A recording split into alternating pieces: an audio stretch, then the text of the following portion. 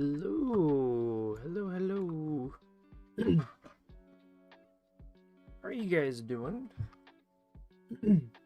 Hello, FZ, have Z. Hopefully, I don't know, pronounce your name the way you intended it. Hello, Jaron. Hello, Chaos Chameleon. Oh, hello, HeadyBG. HeadyBG, that's a funny name. That's a fun name.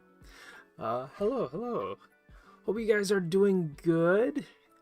Hopefully you had a good weekend. Today was pretty nice. Well, actually, yesterday it rained a lot, which is good. You know, I always feel like it's nice when there is a good amount of rain. It's been really hot lately, so the rain is super welcome over here in Toronto. So the rain was nice. Now it's really cool. So, you know, honestly, perfect kind of summer weather. 20 degrees, flat, nice weather. Although apparently this whole week's supposed to rain, so I don't know, cooler weather but cloudy and rainy, or sunny and blisteringly hot and humid. I don't know. I prefer it to be cooler, so I'll take the cloudy skies. Although sun, it's good to get some sun after a long winter. Sun's good too. But hope everybody's doing good and had a good weekend. As you can see on today's stream title, we are going to be doing some layer effects. So that's going to be a lot of fun. It's going to be kind of experimental type of stream. I don't know if anybody's ever watched like Mythbusters before, but we're going to kind of treat it maybe like that, where we kind of just experiment, show you guys what I usually do to kind of figure out what the layer effects do. We'll run through maybe some of the more familiar ones first, and then we'll tackle the ones that are a little bit more obscure or people are like a little bit too unsure. And then I think what we'll do is we'll make like a short list so that you guys can use it to help you guys figure out the layer effects. And it'll be kind of like a rough list, so I don't know. You can use it accordingly, but who knows, maybe you might find some new uses for it, some new ways of utilizing those effects on your paintings and your drawings. So I feel like that's always cool. But yeah, where I'm at, the weather is very hot. Yeah, you know what, I haven't been back to Hong Kong in a very long time, but everybody who goes there always tells me that, like, oh, you should go back to Hong Kong, you know, go back to, you know, where your family's from. And I'm like, yeah, but everybody says the weather is like 35 degrees with like extreme humidity, and I don't know if that's I don't know if that's for me. Yesterday felt like 90. Ooh. Yeah, 90. No, 90 is like what? Like almost 30, 32 maybe.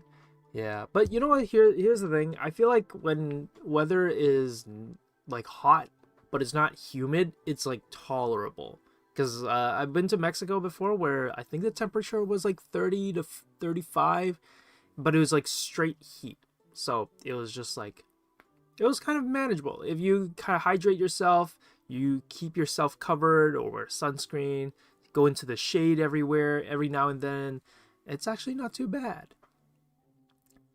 Can someone explain, please? I am new to this live. Oh, okay. No problem. Yeah, so we do a little bit of just chatting with the chat. I guess I kind of see what you guys are talking about, do a little bit of an intro, and then afterwards we'll deep dive into today's topic. And yeah, we're gonna draw a piece, like an illustration piece, and then we're gonna do some layer effects, as that's kind of what we're gonna be doing today. And while we're doing that, you guys can chill, kind of relax, maybe take a few notes, and then by the end of it, I'll have like a illustration piece, as well as some notes that I'll be uploading over to Discord, which you can check out, and you can download and save for yourself in case you want to incorporate or utilize some of the notes and tips that you saw on stream. And yeah, maybe it'll help you out on your art learning journey. And yeah, you know what? I guess that's a really good segue to kind of introduce a little bit about who we are. If this is your first time joining us, well, welcome. And if you are coming back, welcome back, I guess. And yeah, if this is your first time hearing about us, we are Wing Canvas, and we are just a school of illustration and storytelling. And we're not just a YouTube channel, but we're also an online website full of various classes and teachers. So if you're ever curious about learning more and leveling up your art skills, definitely check us out on our website, where you can kind of see what our class offerings are like and maybe sign up. And who knows, maybe I'll see some of you guys over on our classes. But that's kind of what website learning and in-person learning is great for. That's a little bit different from our YouTube classes, which are free, and we're trying to kind of give opportunities to teach you guys on YouTube, but we also want to offer any kind of guidance. So if you like personalized feedback on your artwork or portfolio guidances, we do exactly those kind of things in our mentorship and our VIP programs, which you can check out more on our website. And we also stream twice a week to help you learn art fundamentals. And so if you want to kind of keep up that accountability, personalized feedback, and career guidance, you can definitely also become a member, where you can gain a little bit more bonuses. So yeah, if you want to support us further, you can kind of check us out on Patreon, or you can check us out on School, which is SKOOL. And if you want to just stay up to date with us, the best place to do so is on our social media platforms, which is Instagram and Discord. And Discord is probably one of the best places to stay connected with us, because we not only share a lot of news and updates, but we also have a really great community that's always growing there. So check us out on Discord, where you can kind of keep basically, in a way, keep tabs of everything that we're doing there. So yeah, I think that's it. So the last time I streamed, which was a while ago, I did not get a chance to do the art challenges. So that's what I'm going to do now before we do our actual topic for today. So I'm just going to switch it over. And if you guys didn't know, every month we have a monthly challenge. The topic and theme changes every month. And this month is Digital Deep Dive. So this is kind of, I guess, perfect for anybody who's either very experienced doing digital paintings, or even those who are just starting. Maybe this will give you a chance and reason to try something out and experiment and really push yourself to learn how to use those digital painting softwares. So we're gonna give a little shout out to our community. So on the art challenges, the reason why we do these is because we get to show some love back to those who are part of our Discord. And so the first person that is up is Froggy. And let me see what they said. So Froggy said, gonna have to go back. Just look up what they said. So if you want to read further or see these images at a larger scale, you can, that's another good reason to go on our Discord, and you can go scroll down the channels and find the one that says art challenges, and you'll see at the very bottom there's the Digital Deep Dive challenge that's linked there. So yeah, this one, Froggy says that they're kind of experimenting with brushes a lot, and also playing around with using the lasso tool to help them paint and create their illustrations. So I feel like you can kind of see a little bit of these elements in Froggy's art pieces, with like just the sharper shapes and the cleaner edges. This has a very, very clean look to it that is a little bit harder to get with brushes unless you're really, really good at control and you're a little bit patient with your line work. But yeah, lasso tool is a really, really great way of blocking in colors and getting things just colored in really quickly without having to make sure you paint within the lines, I guess. But yeah, really great job here, Froggy. Okay, the next one here is by someone, I think, I'm hoping I got the name right, because on Discord, this user had a cursive font for their name, so it's either Hakai Tension or Hakai Tension. I feel like Hakai makes a bit more sense, and I compared the lowercase k to the h, and they looked a little different, so I think it's Hakai Tension. But yeah, this one's really, really cool. I actually only am sharing one of their pieces here, so if you want to see the other one, which is also really epic and really cool, you should, again, definitely check out the art piece on Discord. But yeah, this one's really cool, and if you get a chance to zoom in and look quickly, or look closely, at their art piece, what you'll notice is that the clouds are painted with this really cool rake or texture brush that's there. So yeah, really cool effects and ways of capturing the clouds with this like digital brush here. So really cool stuff here, Hakai Tenshin. And then the next one is from none other than Trix. I feel like Trix is always participating in our art challenges, always posting a lot of pieces and a lot of stuff here. So yeah, thank you for submitting and participating again, Trix. Really cool piece here. And Trix says that they were experimenting with brushes and just rendering styles. So yeah, I feel like this piece looks really cool, really successful. Really like the composition and the lighting here. But yeah, hopefully you learned lots with this rendering experimentation or brush experimentation, and hopefully you're able to use it on your other pieces. So if you want to participate and you're kind of like, whoa, this is really cool, you know, I want to be a part of these art challenges, then yeah, definitely check us out on Discord and go to the art challenge section, and you can submit your piece there, and it's all totally random. So sometimes everybody's pieces gets shown depending on how many pieces gets uploaded. Other times it's a little bit more random, but I feel like it's just a great way to participate and have the community come together and showcase your pieces. So yeah, thank you to you three for submitting, and can't wait to see more see more of your pieces. But yeah, so let's jump back. Is it this one? Yes, I think it's this one. No, this one. Okay, cool. Back to it. What's your favorite bean? Mung bean. Really, mung bean? Oh, that's such a interesting. Have I ever had mung bean? I don't even know if I've ever had mung bean before, but yeah, just slowly catching up on chat right now. But where did the bean question even come from? This seems so like so interesting. Oh, maybe because it's like sweet bean. Maybe it's the name. The name prompted the bean question. It's definitely going to be useful for me because I don't know what half the layer effects do.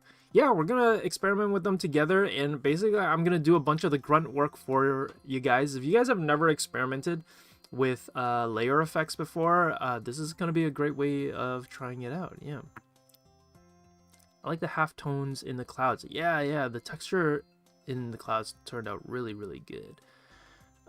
Making my very own comic. Ooh, nice. Yeah, I know you've been kind of like constantly mentioning that you want to kind of create your own either like animation or animatic or comic. So yeah, great that you're finally getting a chance to tackle it. Okay, so how do I want to do this? Maybe I guess we can keep this piece up here. I'm just using this so that there's like an image on the side while I talk. But yeah, today's topic is layer effects, and I guess maybe a good way of going over it is that if you don't know what layer effects are the things that you see here on the side. So if you go to your layer panel, which is like right over here, and then I feel like for most softwares, whether it's Krita, Clip Studio, Photoshop, even like Autodesk Sketchbook and Procreate, I feel like they all put them around the same spot, which is it should be this kind of drop down bar that's like right here, right up at the near the top of the layer panel. So this is the layer panel right here. So I guess if you're using Krita, you can click the word and drag it out, and you'll get to see your layer panel. And I'm trying to make it longer. Krita is very sensitive with like where's the corner? Why is this always so hard to get the thing to get there? Okay, there we go. So this is the layer panel. And if you are new to seeing the layer panel, I guess this is kind of the most crucial part of digital painting. So if we have any new digital artists here, basically think of each of these layers as a new sheet of papers. But these sheets of papers are able to stack on top of each other, and you can see every single layer depending on how you stack them. So if you ever want to make a new layer panel, you can always click the plus at the bottom, and it'll create a new layer for you, and that's how you can draw something. And then draw something else right on top of it. But then guess what? And then you can afterwards take it away or delete it, or you can even move it around afterwards. So layers are super, super important. And I think maybe the best thing to kind of keep in mind or remember when it comes to layers is that it is kind of what makes digital drawing so great. It allows you to be very, very flexible and allows for so much kind of room for changes and adjustments, because you can draw something, and if you're not too sure if what you want is the way you want it to be, you can always just delete it and make a new one and try something new. Be like, you know what, maybe I don't want the squiggles to be red, I want it to be blue. And be like, does this work? And if it doesn't work, you can erase it without affecting the green layer. So drawing digitally has so much room for changes and flexibilities, and just understanding how to stack and layer, no pun intended, layer up your layers is a really, really good skill to acquire. But the one thing that I think a lot of people first get caught up in is making too many layers. So try to keep it organized, keep it straightforward and simple. Try not to get too caught up on it. But this is layer effects, so we're gonna talk about it just a little bit here. So like I was saying, if you guys didn't know, the layer effects is this drop down panel. It should be this really long bar that's right here, and if you click it, you'll see that it gives you a whole bunch of options that you can play around with. Now the most important ones are going to be the ones like that are right here. Now every software might also have a little bit of different layer effects. So for example, Krita has only these, but I think on Photoshop and on Clip Studio there might be a few more. But what I will say is that the ones that you see here are probably the core ones that everybody uses.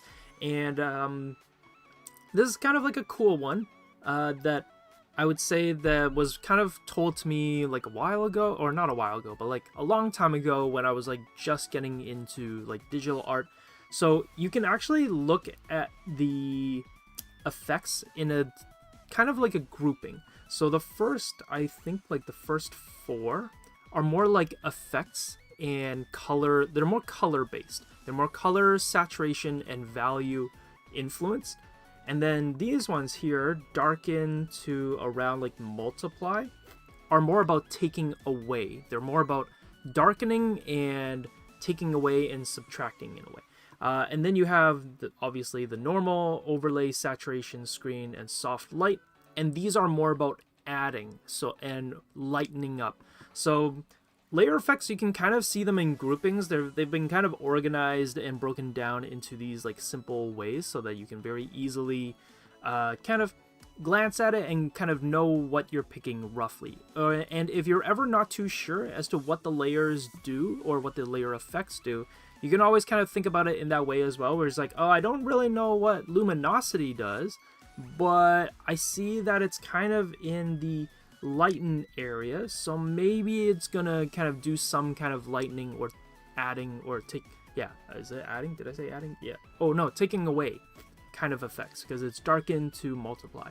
So it's like, oh, maybe it might do some kind of darkening or some kind of taking away aspect to the layers. And then if you're like, oh, I don't know what overlay does, so overlay might do something with lightening up or adding to. But you know, there's so many ways to use layer effects, and I feel like sometimes the best way is to just kind of do a little bit of trial and error. And so that's why I said at the very beginning, we're gonna treat this stream a bit more like a Mythbusters kind of science experiment type of approach, where we're gonna try out each and every one of these layer effects and kind of show you what happens when you use them, maybe what are some good uses for it. And I'm basically gonna make a list for you guys on this live stream, save it for you guys, and upload it onto Discord so you can save it and use it for later in case you need to kind of forget everything that we go over, which is totally fine, and you can kind of use this guide sheet to help you figure out how to approach your painting.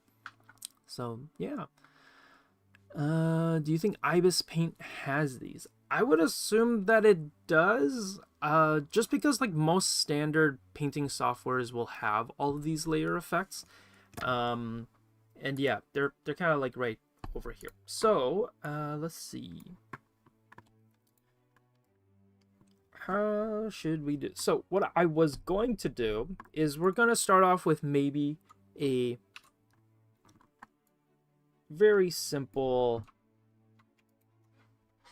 character illustration, and then we're going to do the layer effect kind of experimentation with, because we need a character to do or an illustration to do this experiment on. So kind of like just with like Mythbusters, you know, they got to create the tools, they got to create the equipment, and then they're able to try out the experimentation. So that's what we're going to be doing here. We're going to create a really quick illustration, and then I'm going to just duplicate it multiple times, and we're going to try out different colors, different combinations, and at the end we're going to have a really cool kind of maybe pop art Marilyn Monroe, shoot, I forgot his name.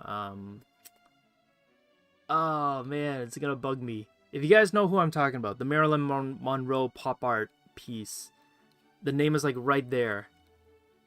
If you guys know who I'm talking about, Andy Warhol. Yeah, the Marilyn Monroe, Jared put it in right as I remembered it. Yeah, the Marilyn Monroe Andy Warhol painting. We're gonna do something like that because I feel like that's gonna be a really cool way to showcase all the variations of it. But yeah, we're gonna start off with just a very simple profile view sketch here.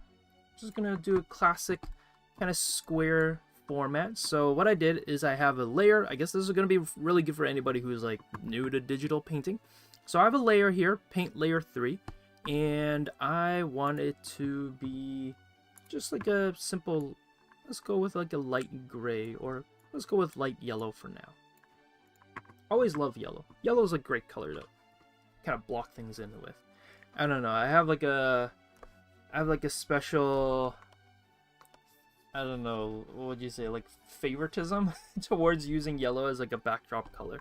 I don't know what it is. It's a good backdrop color.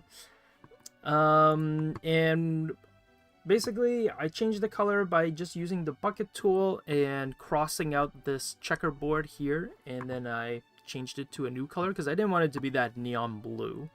And this is just going to be my backdrop. So to not confuse it with the background layer, I'm just going to name backdrop. And then I'm going to make a new layer, and this is going to be my rough drawing. So whenever I'm doing a drawing, I like to have a rough layer. This is basically the underdrawing. It's the rough sketch. It's not meant to be super clean or final. This lets me to kind of go at it loosely with a lot of energy. And then afterwards, I can make a new layer on top of it and clean it up afterwards. So this way, we don't have to really get too caught up on it. So the character I'm gonna draw, I guess, if all of you are wondering, because you might be like, oh wait, Josh didn't do a poll today. He didn't do a live stream poll that we always post on our live streams. So I kind of show you what I'm talking about. Let's see, just give me a sec. Let me grab it.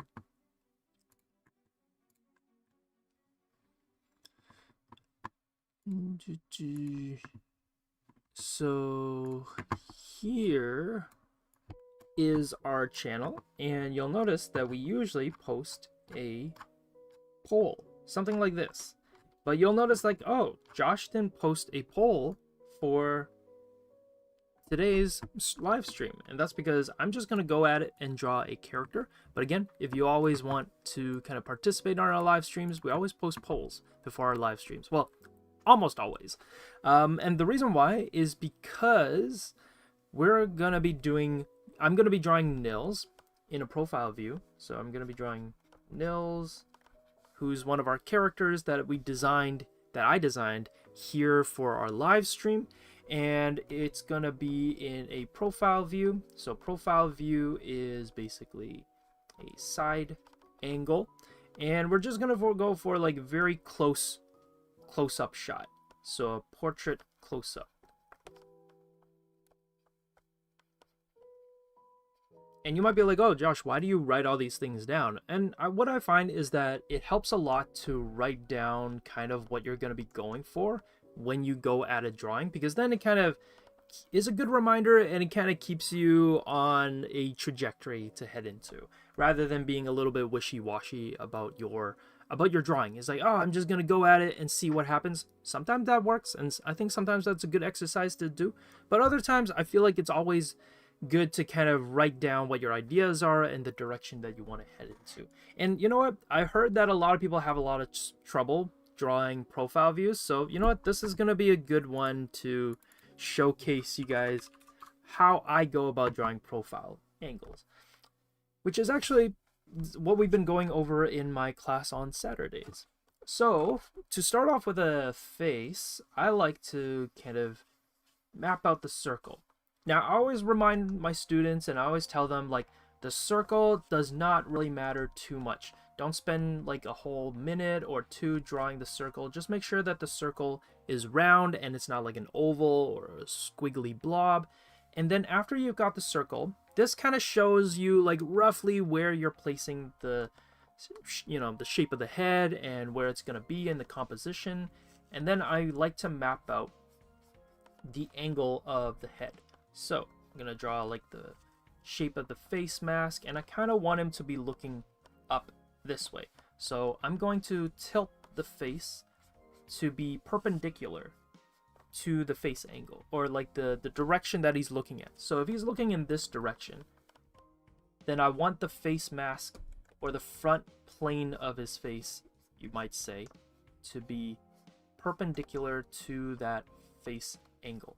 And then I'm gonna tuck it in, kind of map out where the jaw is going to be. So maybe something like this, I think would be good. And then I just push the face out just a little bit for the muzzle, just so that I kind of block out and figure out how far I want the face to come forward. So if you didn't know, Nils is kind of, I think we said, like, I think 2 years ago is when I designed him. I believe I said that he's supposed to be like 15-ish, or 15 or 16, something like that. And he's kind of like a ghost hunter here in Toronto, Canada. Yeah. So, and he's kind of based on, is it Billy Joel? Is that what I said? Billy Joel. Oh, Billy Joe. Okay, he's based on, or I guess his design or look is kind of based on Billy Joe. If you don't know who Billy Joe is, he's the singer, lead singer of Green Day. And yeah, we're kind of, Nils is supposed to be kind of based in like the 1990s, so kind of wanted to give him a bit of like a punk rock kind of look to him. So that's why he's kind of based on that design and look. And let's kind of figure out roughly where the eyes are gonna be. Eyes are gonna be maybe here. And let's see, shape of the head. Let's rotate it.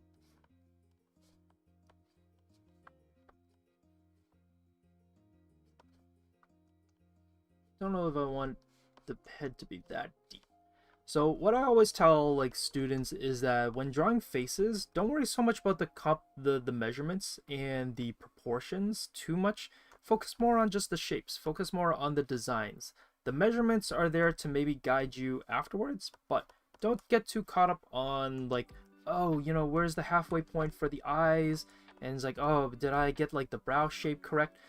I would say focus more on the feel, get the general direction down, and then once you have it down, then you can use measurements to check whether or not you have the proportions.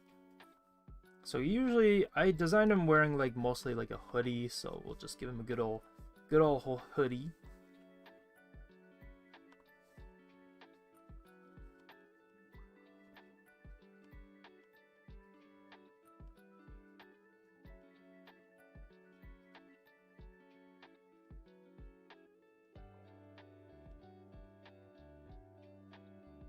And I just like to kind of mark where he's looking. So might have him here.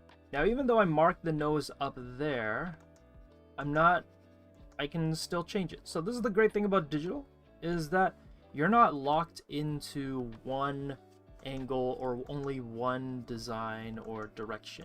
So if you see something and you're like, you know, that doesn't really look the way I want it to be, you can change it. And that's kind of the power of digital drawing as well, which is to just be able to change things and adjust things as you go. So here, this is kind of like the biggest part of drawing a profile view, which is you want the muzzle area. So I call this the muzzle area. This front part here from the nose to the chin, the muzzle area needs to kind of stick out just like a little bit, at the very least a little bit.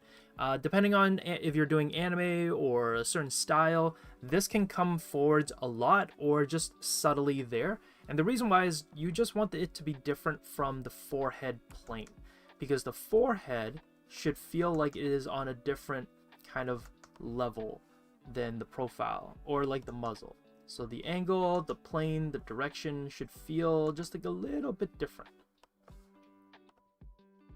So I'm just gonna draw him looking kind of up with a, you know, kind of relaxed, chill expression. And then the other thing that's super important when it comes to drawing profile view is, you want to make sure that the eyes are not right up close to the bridge of the nose. So a lot of people, when they first start drawing profile views, they kind of do this, where they have the face, and then the face shape looks great, and then they draw the nose, and it looks great too, and then all of a sudden they put the eyes right over here.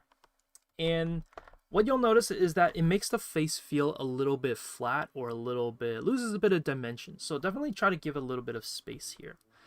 Okay, I'm just gonna take a look at the chat here. Wrong Billy. Yeah, Billy Joel and then Billy Joe. Billy Joel. Oh man.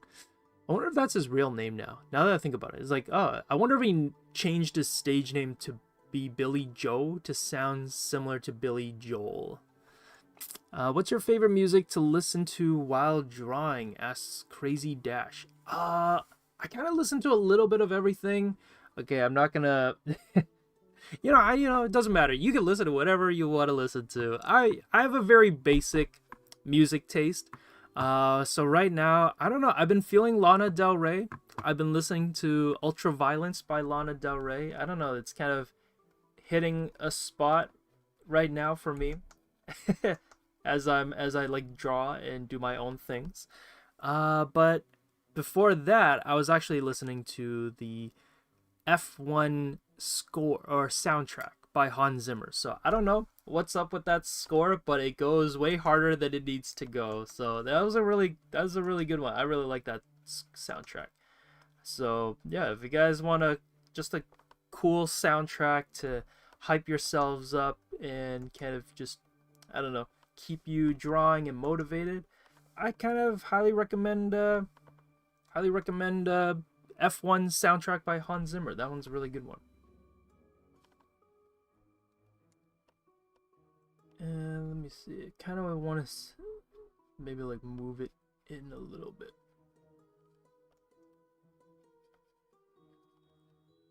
Yeah, I think this is good.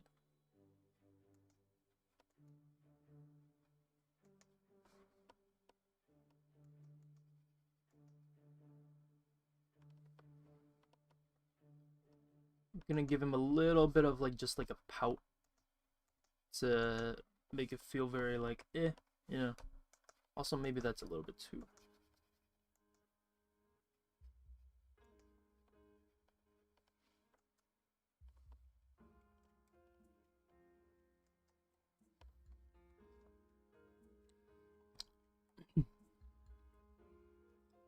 The gap between the eyes when doing the side profile because of the nose bone. Yeah, exactly. So what a lot of people don't realize, or I guess in a way it's a mix of anatomy and it's a mix of perspective. So if you draw a face and you put the eyes right up here, what you'll notice is that it kind of makes it actually feel like the face is starting to turn away from the viewer and not actually like a proper profile view. And the reason why is like we need a little bit of spacing there is because of just like what you brought up, Kaya, I think it's Kaya, which is that you need a little bit of space for like the nose bridge bone, and it kind of also implies that the eyes are sitting inside of your eye socket. So if you have the eyes way too close to the bridge of the nose or the front plane of the face, it kind of implies that this person has a very flat face, or their nose bridge is really, really shallow. So there's no eye socket and no nose bridge, which is really odd. So when we look at it subtly or subconsciously, we can kind of realize that something's a little bit off. So that's why it's really important to kind of make sure that the eyes are just spaced away from the front of the face. Now you might be thinking, oh well, Josh, if that's so important, is there a certain measurement for like how far the eyes should be? And I would say like not really. This one is very much based on how it feels. So you'll have to kind of go at it and be like, how far you want it is really up to you. It's a very subjective kind of take in terms of like how far you want the eyes to be. Because everybody's eyes are going to be a little bit different. So if you want someone with a deeper eye socket, then you can kind of have the eyes be further in. If you want someone with a somewhat flatter face, then you can have it closer to the nose bridge, but definitely always leave a bit of spacing there. Oh, and Jaron says you also love Lana Del Rey. Yeah, I don't know. It's kind of hitting at a, you know, the vibe's really good with the album. But yeah, I don't listen to her too much, but I don't know, it kind of just started listening to her a little bit more.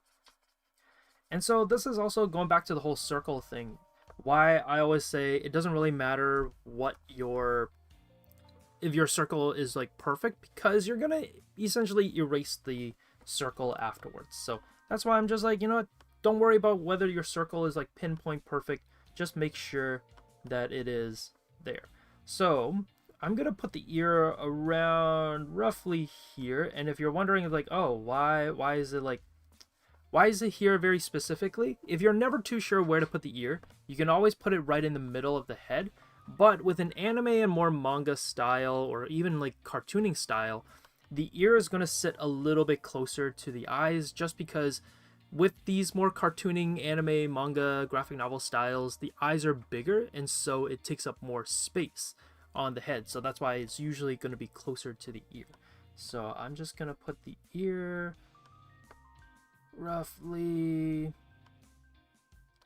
I actually don't even remember if I typically draw him with the ear showing. I think we do. He has a little bit of like ear showing.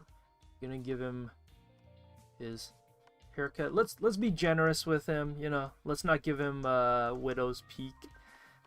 If I gave him a widow's peak, I think that it'd be a little bit too close to what I have right now. I have like a pretty steep widow's peak, as people would say, call it the widow's peak.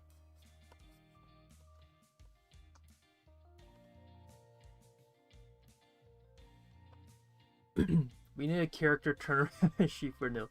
Yeah, no, for sure. Yeah, so like I said, he's kind of based on Billy Joe, and if you guys have never seen pictures of old Green Day before, Green Day used to have these like really crazy spiky hair, spiky head kind of look to them. So I'm gonna try to bring that back a little bit. Not in trend, but just in general for Nils' design, that's what he has. But we're just gonna give it pretty like clean shaved around there, and I guess like this is where it usually is. It, like kind of pulls up there. And yeah, I think this is like pretty good. So I'm just gonna erase bits of it here, so you can kind of see how the circle, the kind of like the eye division line, how all these things ended up kind of coming together with the character design. I think in the later designs I simplified his hair shape a little bit because it was getting a little bit complicated, so I think I changed it. I don't really remember I don't really remember. I draw Nils every now and then, and I feel like every time I draw him, his look changes a little bit by bit. But I feel like that's kind of just what happens when you do a character design. You draw it here and there, and then you're like, I don't really like how it's looking this way, so you change it a little bit. Is Nil a chill dude? Oh, he's super chill.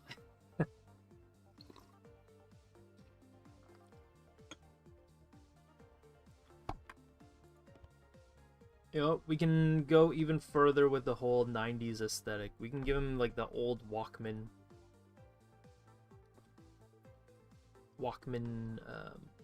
How do these things look actually? Let's look that up. Retro headphones. Ah, that's what they look like. Okay. Yeah, because I think the kind of cool thing about old headphones is that they're not that big. So, based on how they would sit on the head, I think it would just overlap the ears, based on kind of how large they are. So I'm just gonna draw this in, and again, if you're kind of new to digital drawing, you might be like, wait, Josh, you know, like how are you just drawing this, and you're like, but you're like drawing over your drawings. Well, don't worry, this is kind of why we call it a rough drawing.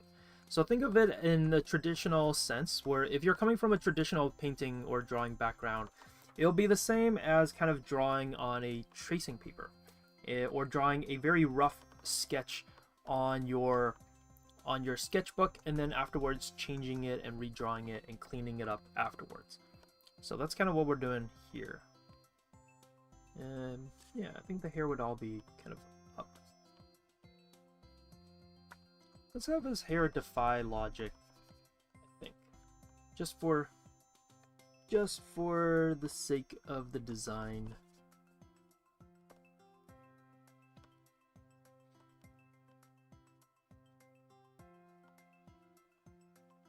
Alright.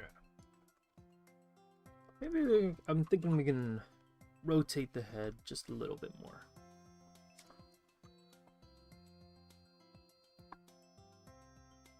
Yeah. There we go. That looks pretty good.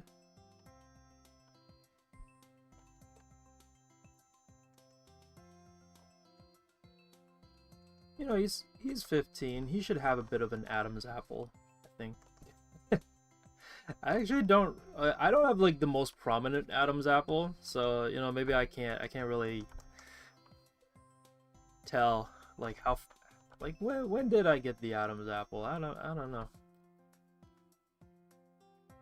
And let's. Okay, so I do this with my hoodies though, so we can use this myself as an example. I tie like the butterfly knot with my hoodies, so you know, I'm gonna have Nils do the same thing too. There's like a butterfly hoodie for his.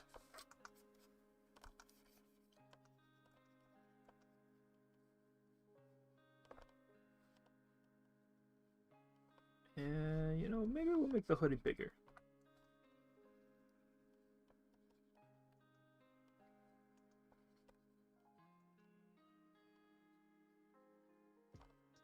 Something like that. I feel like that's a neat little illustration for us to do our layer experimentations on. This would be good.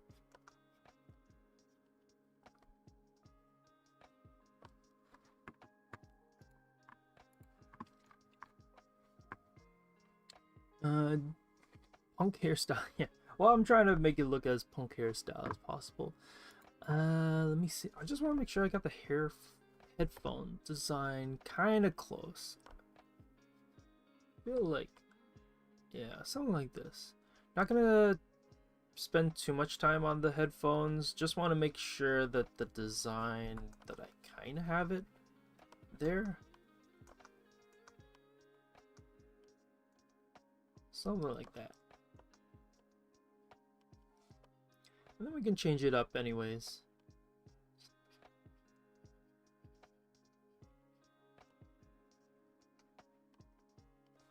Alright. Oh, and then the wires. Gotta give it the wires.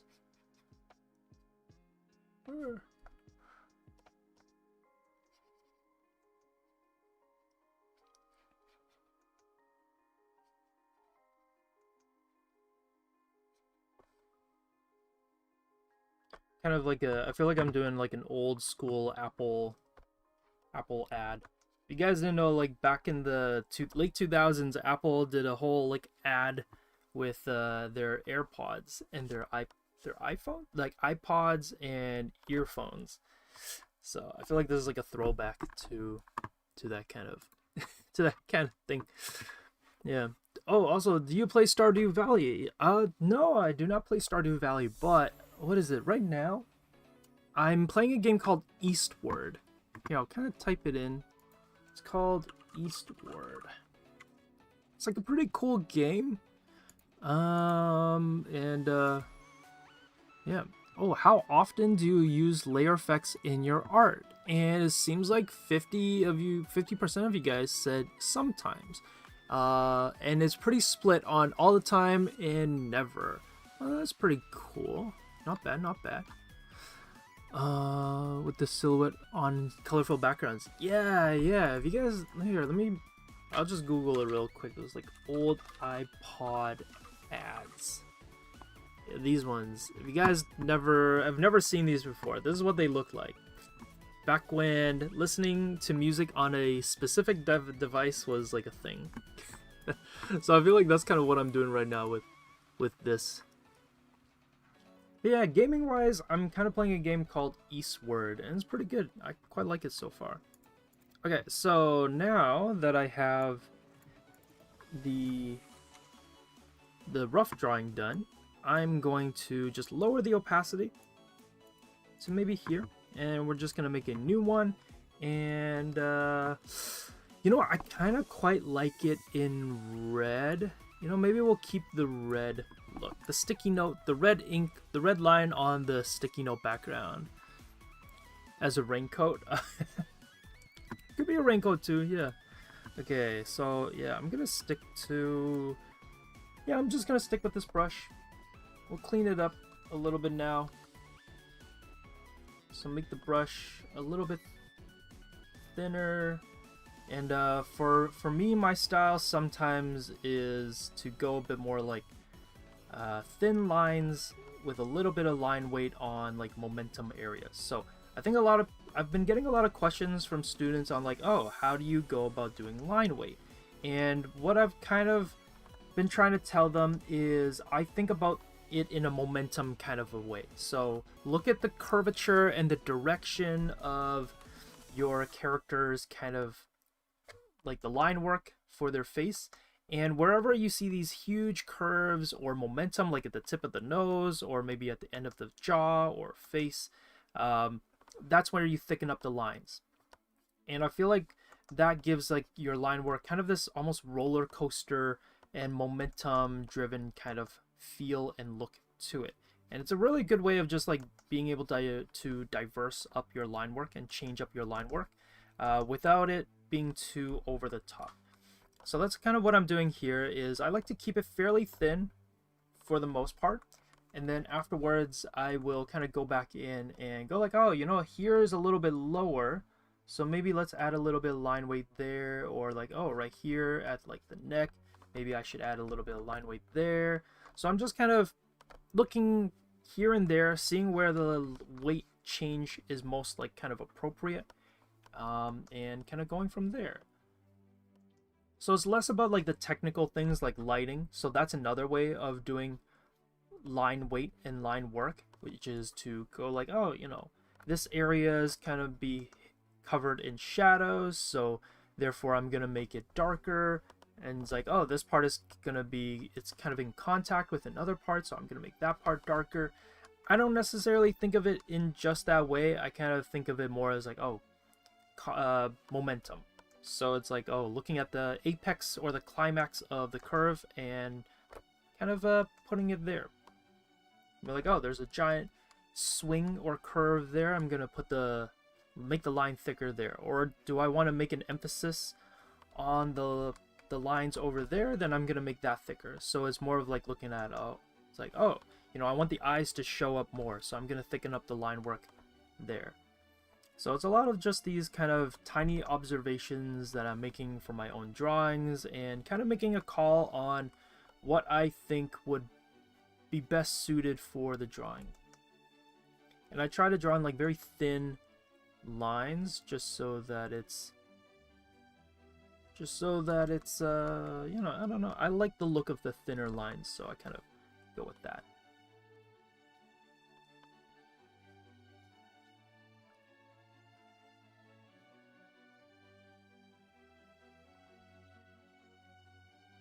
Oh, and then eyebrows for profile view. I try not to have the profile view eyebrows be too long. I find that it kind of same thing with the eyes. It distorts the face a little bit in a bit of a weird way, so I try not to make it too long. Also going for the gorillas inspired kind of expression here. If you guys don't know the gorillas, like the band Gorillas, they have this, they kind of give their characters a certain kind of look and aesthetic.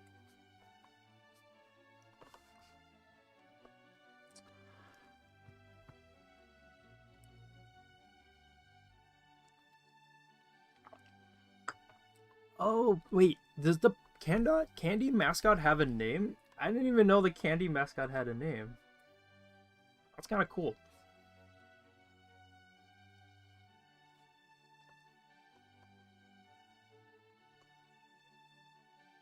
But yeah, the character designs, I have like the art book as well for Eastward, and it's like, it feels like it's very, very inspired by Studio Ghibli.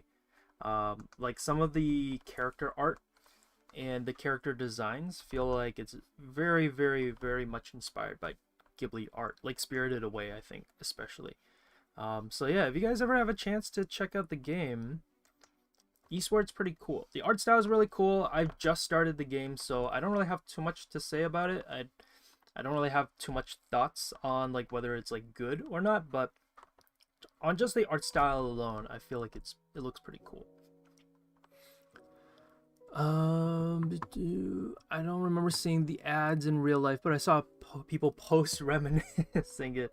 Yeah, it's a while since the ads have been out. Yeah, I actually don't know. You know, that got me thinking too. I don't know if I've ever seen the ads in real life too. Just because I don't think on YTV they ever really showed the ads, so I actually don't know if I've seen them in person. I think if anything, I've seen like the posters for it, like when they stick or roll those like ads on like the walls in the city. I think that's maybe the closest I've ever seen those ads.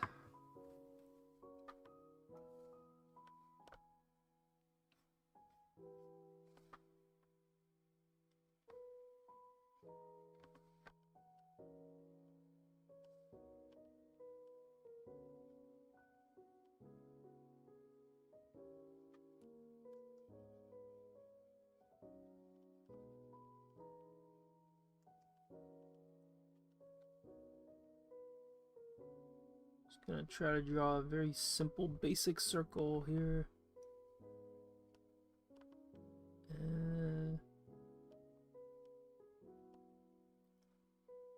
Trying to think like what to color in. Maybe just like, I don't know. that's a weird design. I'm trying to draw, like, I want to draw a ghost, but I don't want to draw like a simple ghost. I don't know. Just like some weird shape. Any weird shape, I guess, is like works.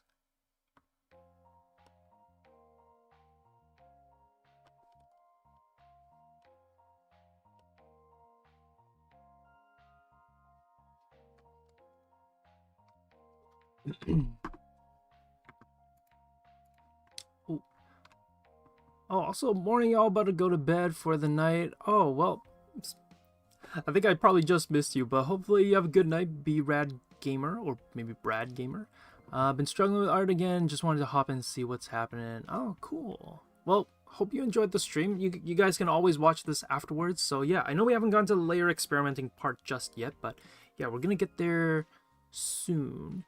I've always wondered how much thickness and where you should put them in your line art. I usually just wing it and go with feel. Yeah, exactly. I think that's kind of what I've been saying a lot too, is just like kind of go with your feel. I think line weight is always it's line weight and line style is always going to be a very, very experimental kind of a thing. So you'll never, it's hard to know exactly how you want it until you try it out. So I always recommend to for students to just go at it, give it a shot, and if it works, great. If it doesn't work, then try something out. Try something else. See what needs to be changed. Is it making it thicker? Is it making it thinner? Is it placing the line weights around like the shadow areas? Is it putting it around the contact points? Is it the overlap points? When you start experimenting and drawing more, then you kind of come to realize like, oh, you know, there's a lot of freedom that can be had when it comes to drawing. You don't have to try the same thing out over and over again, but instead you can kind of try new angles and new approaches and new brushes, and it actually is a lot more liberating when you're able to kind of go at it with a mentality of like, oh, the drawing that I'm doing here doesn't have to be my final piece. It can kind of, you know, change as I'm learning more and as I'm experimenting more. But I do think that, I guess this kind of goes back to also last week's lesson, which, or not lesson, but like live stream, which was on kind of brush making. So I think if there's a lot of you guys here who are originally traditional artists, what I usually like to think of is, when you're picking out a brush, do you want it to capture the digital texture and look of your old or like of a traditional feel? So if you kind of miss that pencil or pen or pencil crayon kind of feel and texture, then look for a brush that has that. But if you're like, no, I kind of like the smooth digital look that digital painting and art has, then go for a smoother brush, go for a more digital brush. And so by knowing kind of roughly what you want, it'll help you figure out the texture, figure out the types of brushes to look for, and then makes kind of like that line work process a little bit easier. Because to be honest, I don't really use traditional or not traditional. I don't use digital brushes a lot. And the reason why is because I don't like how overly smooth and clean it looks, but it's a very subjective thing. There's nothing wrong with using digital brushes. It really just comes down to the final feel that you like. And I just like the way textured and traditional brushes, and like how it feels when you're using them. I like kind of the way I can get the line weight on it to be as well. So all these things are very, very subjective. There is no like right way of doing it. So yeah, I kind of just like recommend experiment with line weight, experiment with the brushes, see what you get when you try new things out with your brushes. Gotta draw the nose.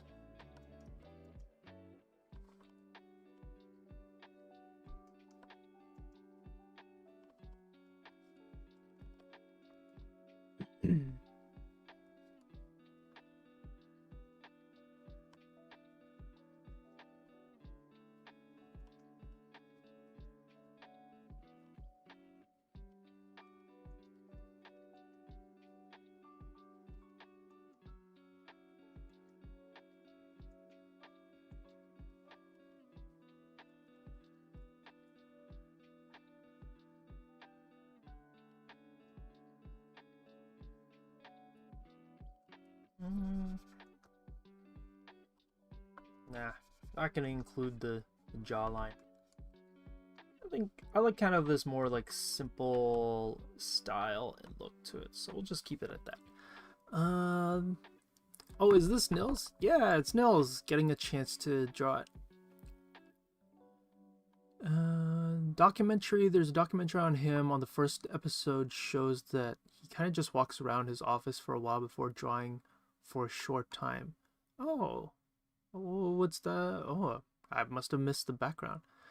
Oh, there's a lot of things I missed out here. Okay, let me see. I think gesture drawing is good for me because sketching the whole body is too much effort and brain power. Yeah. Gesture drawing is a good way of building up confidence and knowing how to approach line work as well. Yeah. There's a documentary. I'm assuming like Billy Joel is who you're talking about. Billy Joel and his process. I like pixel art. Eastward is the kind of pixel art I'd like to make someday. Yeah, the art style is really, really cool. It's not too old school looking, but it's like it's not too detailed. It's a really cool art style. Yeah. And Little Witch in the Woods got me too. Oh, I've never heard of that game. Have you seen the Wildwood trailer? Oh, actually, I went out of my way to not see the Wildwood trailer because I'm like, I don't want any spoilers. So actually, I have not seen the new trailer.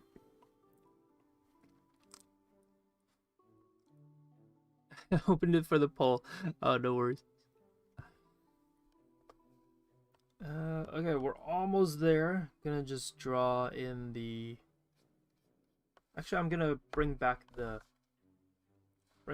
hair.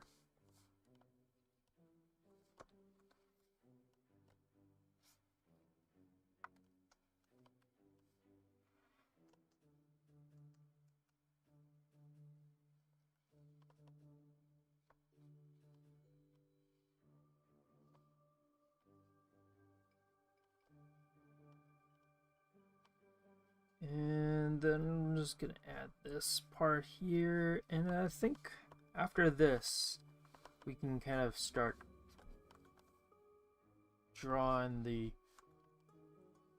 getting onto the coloring part, which is then how we're gonna be able to add the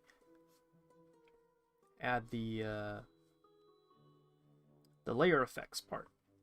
So I think this is all we really need to do. Add the loop here. Okay, I realized that I decided that he's gonna have the butterfly knot for the hoodie, but then I'm like, oh man, that means I gotta draw a knot.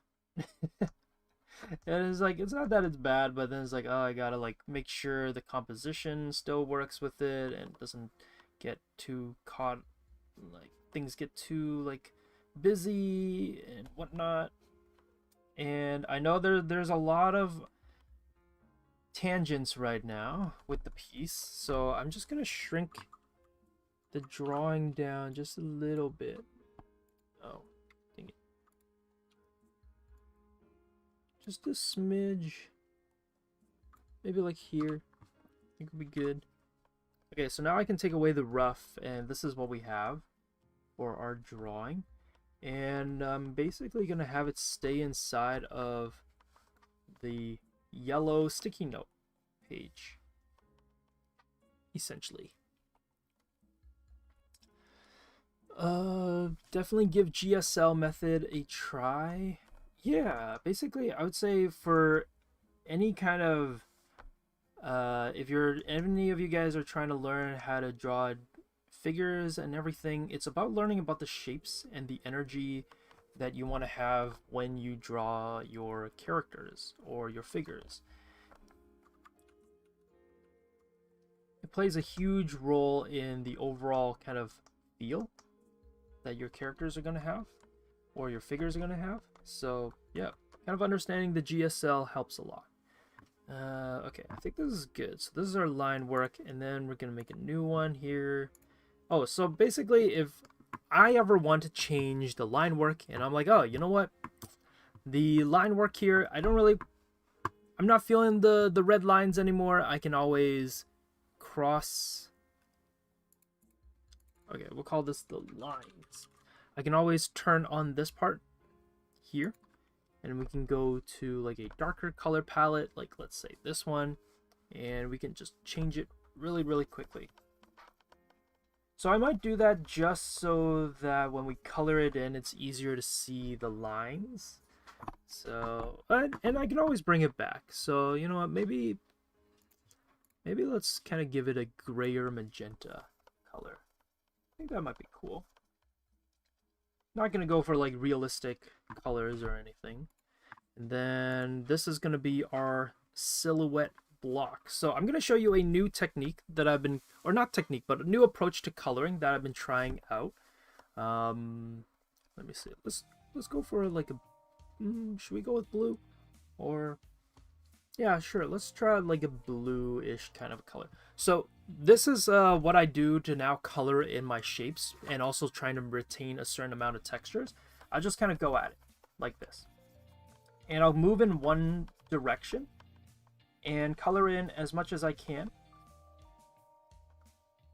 And I'm gonna keep in a bit of like textures, kind of maintain some like streaks maybe. For the face, because it's important, I might color it more solidly, but the hair might leave it a little bit looser. So I'm just gonna go at it like this. And I'm like, okay, that's pretty cool. I like how that looks. And then now what I'm gonna do is I'm gonna just group these together and I'm going to cross this out. So now it stays inside of my yellow backdrop. So basically what I did is I took the blue and the yellow backdrop and I grouped it together, and then on the blue layer I crossed the A out. And so by doing that, it locks it inside of the yellow square. And now what I'm gonna do is I'm just gonna go in and erase the parts of the blue so that I now get a nice clean silhouette of our character here. So I'm just gonna go in and very carefully clean up the drawing here. And the reason why I like doing this is because, one, it gives it a little bit of a texture, but I can also give it almost this like directional coloring to it that's manually done. So I just like to manually do it myself rather than relying on some kind of texture pack or texture layer to do it. And it's just a very hands-on kind of approach of curating it in this way, which I kind of personally just like. So if you're like, oh, but Josh, why don't you use like this effect over here or try out this kind of masking tool? And it's like, yeah, maybe that could work and that could be kind of cool, but I like this more hands-on kind of touch and feel for it. So I've been kind of doing this more and more with my pieces. Oh, is it an alpha lock? It is not an alpha lock. So this one is inherit. Well, on Krita, it's called inherit alpha. So if you hover over the layer, you'll see the second last, I guess, sentence there. It says inherit alpha, and it says yes. And so if you cross out the A here, it is telling Krita that you want to have the blue inherit the alpha, I guess, of the backdrop. And so now the blue gets locked inside of the yellow backdrop square, and it doesn't paint outside of it. So yeah. And hello, Jose and Rezapor. Hopefully I said your name wrong. When I want to draw a line in Krita, suddenly it becomes a straight line, like I held the shift. I guess maybe just check that you don't have the line tool instead. Yeah, that's a very strange issue. I've never had that issue before. So because on Krita, if you hold down shift, it doesn't draw a straight line for you. It just makes your brush bigger. So yeah, sorry, I've never had that problem before. Hopefully, just make sure you have the right brush selected maybe, and the right tool, not the right brush. So just make sure you have the brush tool selected and not the line tool. But hopefully that solves the problem. I feel like sometimes a lot of the problems with digital, it's like right, the solution is always, sometimes feels like it's like right there, and it's a very straightforward problem or a solution, but it's sometimes it's like we miss it.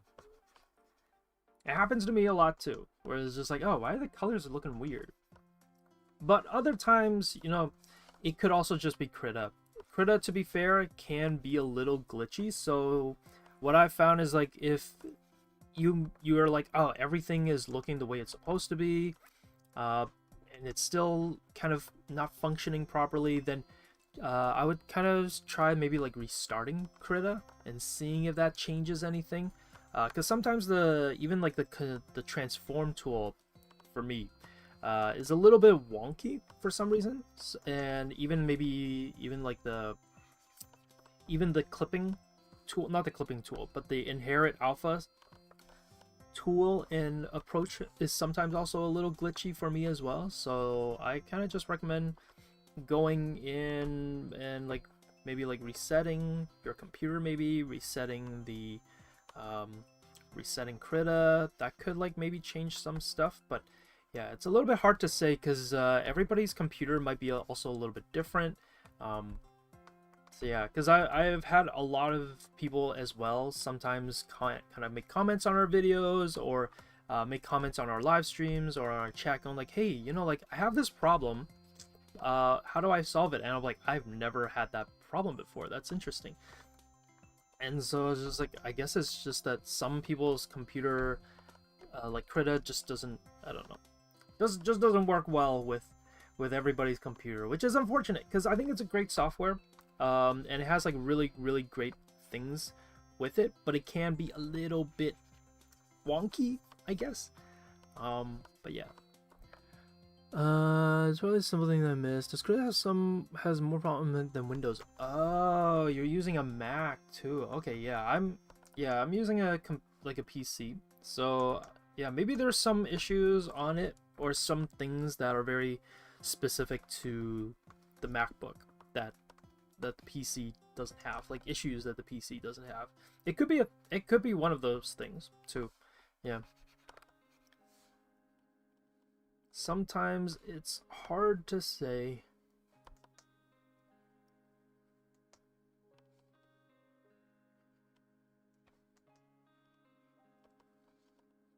So yeah, I'm kind of going in and slowly just chiseling away the fill.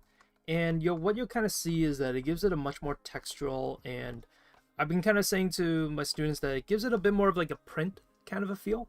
Bit more of like a screen print look to it. And so I kind of quite like that look quite a bit.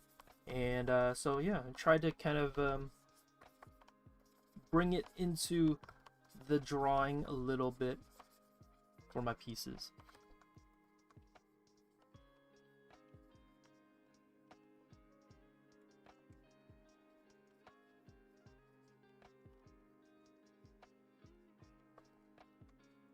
Give it a little bit of randomness.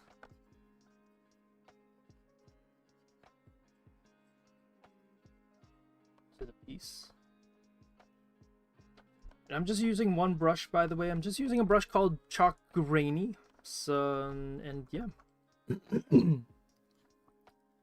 Oh, cool. Hey, Kirapiko. Long time no see. Glad you're able to hop in.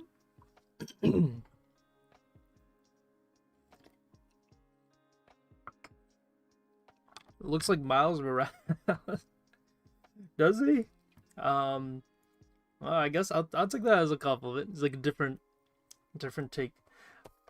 But yeah, let me see. What was I gonna say? Oh, another thing that maybe could be a possibility as to why it's drawing a straight line. So this has happened to me before. And what I would do is, like, if you're using a drawing tablet, check to see if you have the touch functions turned on, because I turn all of mine off. So what I mean by touch functionalities is that when you touch the screen with your fingers, I kind of turn that function off, because what ends up happening is that if your brush, your stylus is pointing to one part of the screen, but then you're not wearing like a glove, or your tablet's just really sensitive to like the finger touch, what it'll do is it'll kind of go like, oh, your stylus is here, but then your finger is here. So your stylus, and then here is your finger or your hand. And then what it'll do is it'll connect the dots together. So it'll end up drawing a straight line, and you'll be like, wait, why is it drawing a straight line? Like, what, like, how did the software even think that this is the line that I want to draw? And it keeps doing that. And what I've noticed is that this only happens, or this happened to me, because I left the touch function on. So I usually turn that off now because then it does a whole double touch thing where it senses your stylus here, but then your hand is over here, and then it keeps drawing these straight lines because it's sensing 2 touches at the same time. So it just draws a quick straight line. This could be one of the reasons why. Again, it's kind of really hard to say because it could be like maybe like another thing too. So it might not even be a Krita only or Krita type of a problem, but it might be just like the way everything is kind of flowing and functioning on your tablet. Okay, so we have it here, and so now, oh, actually I didn't want this to be cropped out. My bad.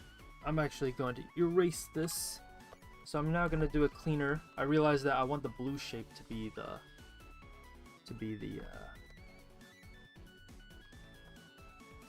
what I lock inside of the yellow shape. So I'm just going to quickly clean up the edges. But yeah, that could be one of the reasons why. But again, it's one of those where it's like really hard to say. There could be like a whole multitude of reasons as to why it's like not functioning as expected. But yeah, hopefully you find out the reason why.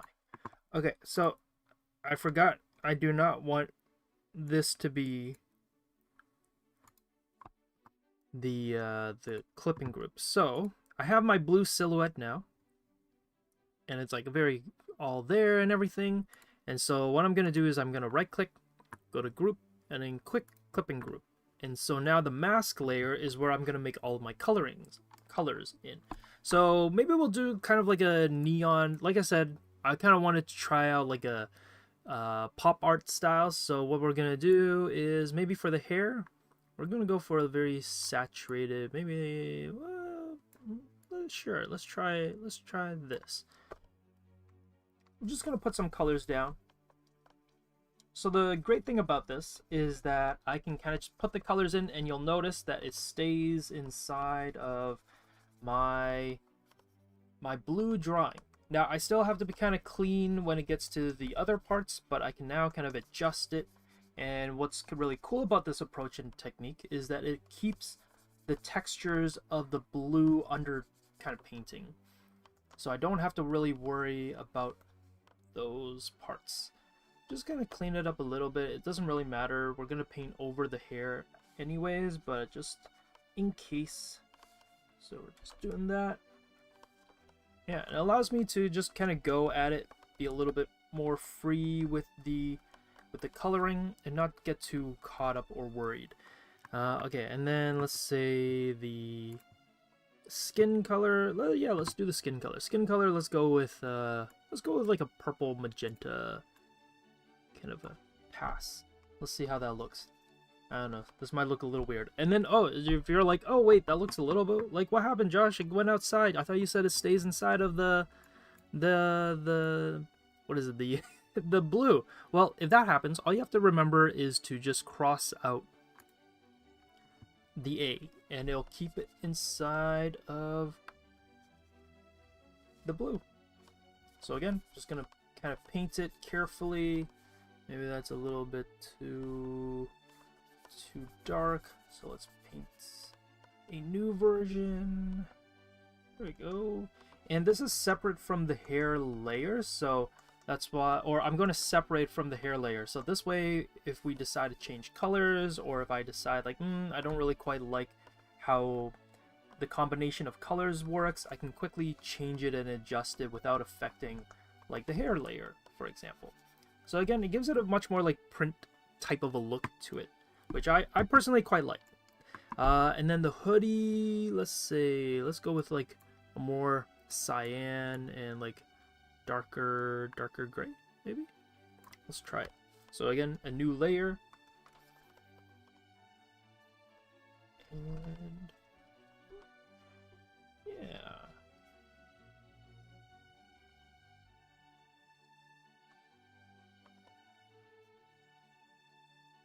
Maybe we should try orange. Let's see how over the top it looks. if we go with orange. So if I'm like, oh, you know, the hoodie color, you're like, oh, okay, well, what if you don't like the color, Josh, of the hoodie? How do you change that? So what I'm going to do is I'm going to cross out the checkerboard on the furthest right. And if I check that off, I can now change the color of the hoodie without worrying about it affecting the colors of the other stuff. And so that's how you can change colors really, really quickly. And this is why I really like this approach to coloring, because you can really make quick adjustments and not get too caught up on the tiny little things. So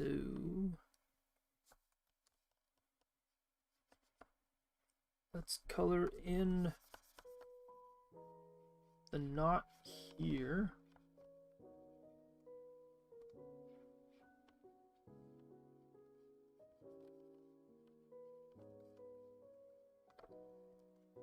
Actually, you know what? The hoodie, I think I will keep it maybe like a blue color because I realized I want the headphones to be orange. So the hoodie, we're gonna have it be maybe like this color instead.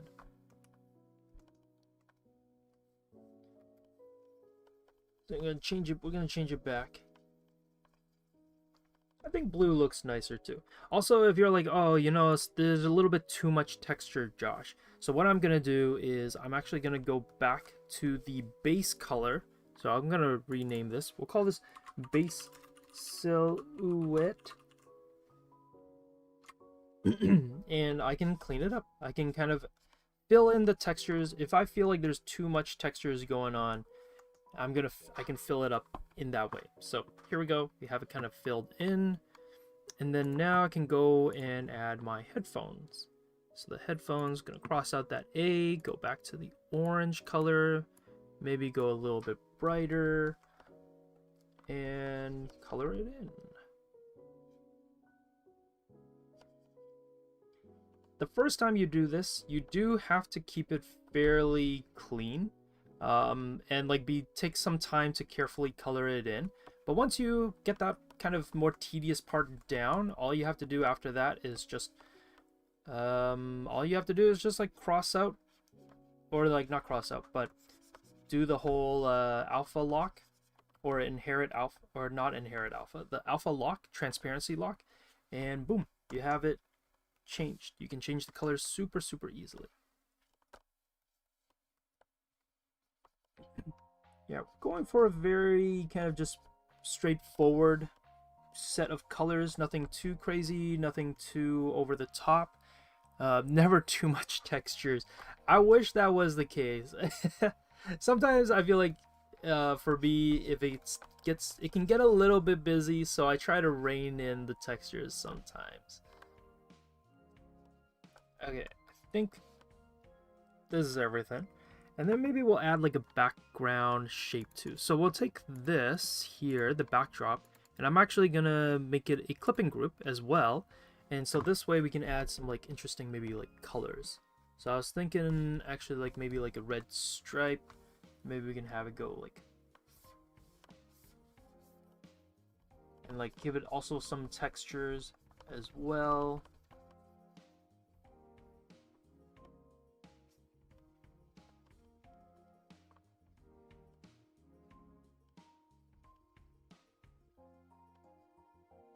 And see how that looks.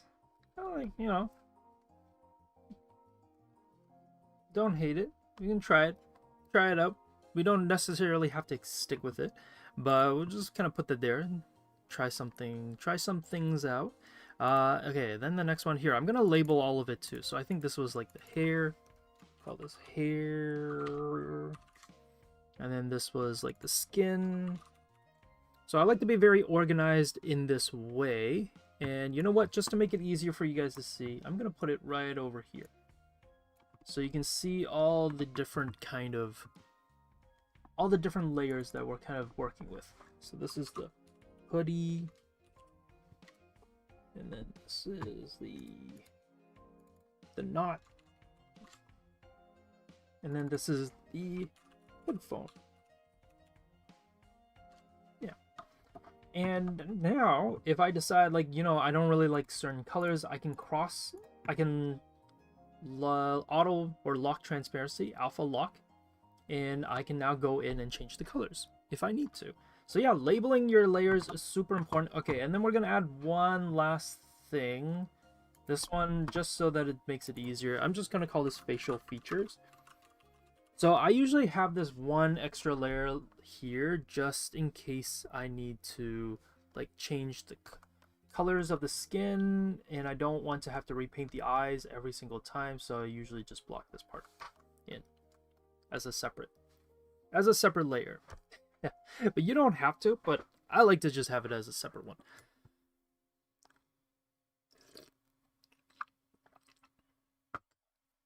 Nils is Spider-Man in another universe. Yeah, baby. So, okay. I don't know if I'm... Oh, I also spelled hoodie wrong. Hoodie. Okay, I'm not too sure if I'm, like, huge fan of, like, the way the hoodie color is. So, let me... I think I kind of just wanted not as saturated. So, you can see, just quickly change all of that out. And then with the hair... Maybe with the hair we can make it a little bit more just darker. Yeah, maybe something like that. And the skin, you know, the skin color, we can make that, maybe that a bit more saturated. Yeah, I think that's kind of cool. Okay.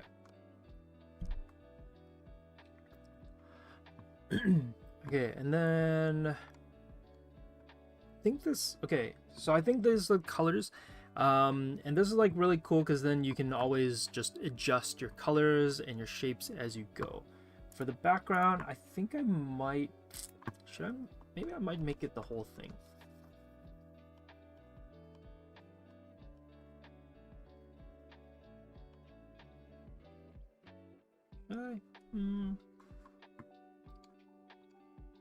Sure. I'm like kind of contemplating. I'm like, I don't know. Okay, also we can adjust the line work too. So maybe the lines, we could play around with some colors. Ooh. Kind of like that. Very... or bright blue. Actually, yeah. Maybe like bright blue could work. Do something with that, maybe.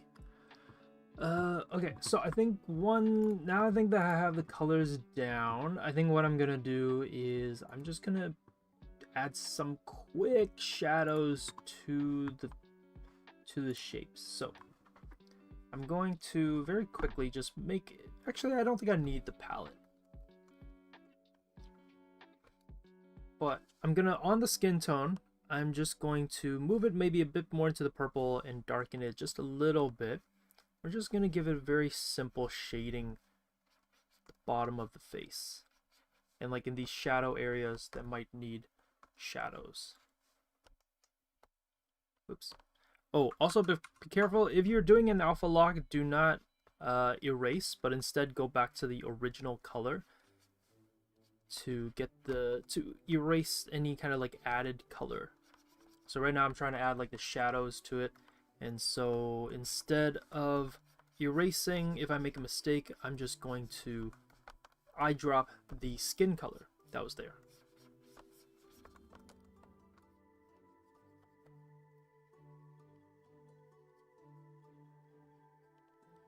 Are there any tips for shading? Depends on kind of like how you want to go about shading. For this approach, for example, all I'm doing is just kind of coloring in with a flat color. And basically I dropped the base color, and then I made it a little bit more purple. So I leaned the color wheel a little bit more to the blue side. And then I moved the color wheel just to be a little bit darker and a little bit saturated to get the shadow colors. Yeah. So it's a very straightforward, or not, maybe I shouldn't say straightforward, but it's a very kind of direct way of coloring. I'm not trying to get too caught up on things like blending or anything like that, especially if you're going for a more cel-shaded look or style. I recommend keeping it fairly straightforward and not doing anything too fancy.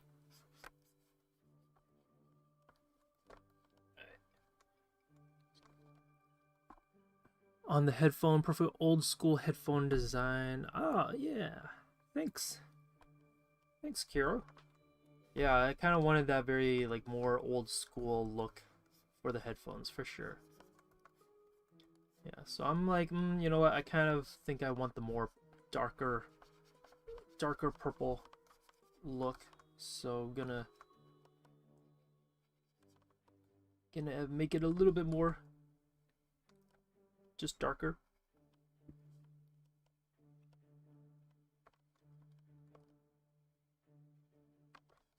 Alright, there we go. And then the hoodie, we're gonna keep the hoodie like pretty, like, not too intense of a saturation. But yeah. So what I recommend for shading is to try to keep the shadows, or when you change the colors to get the shadows, try not to stick to just one color, but try to play around with different, try to move the color wheel to a different position. And what this helps out with is making your pictures or your drawings or your illustrations less plasticky looking. Yeah, because, or if you only stick to one color, it tends to kind of make the colors feel a little bit flat. Whereas if you play around with the color wheel and you add different colors from different parts of the color wheel. So for example, this hoodie color was this, but then on the shadow, you'll see that I moved the color wheel just a smidge over. So just having that slight change just adds a little bit more dimension and yeah, like dimensionality to your colors.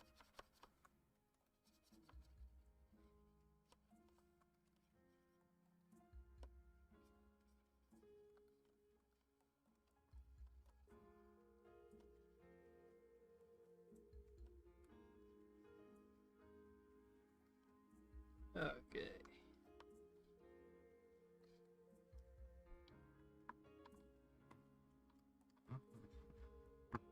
I should have just kept it flat. I don't know.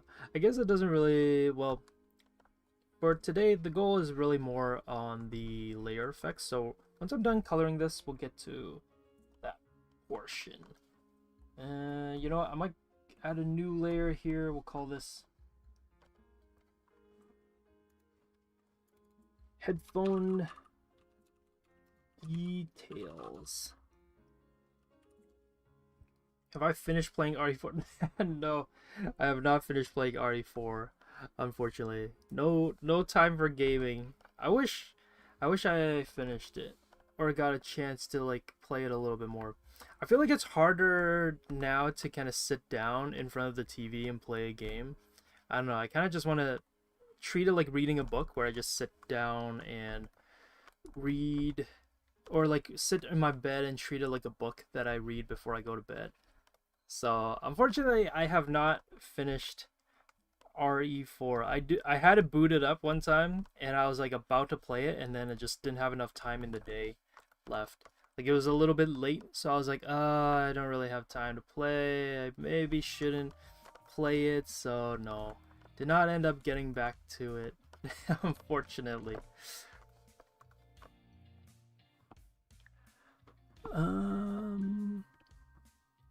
Oh, but yeah, any tips for shading? Going back to that, what I recommend is to kind of understand the form of your kind of character, basically. So, or like the shapes that you're trying to color. So, for example, this hair shape, I kind of picked out a lighting direction where it's like, okay, the light is going to be coming from here.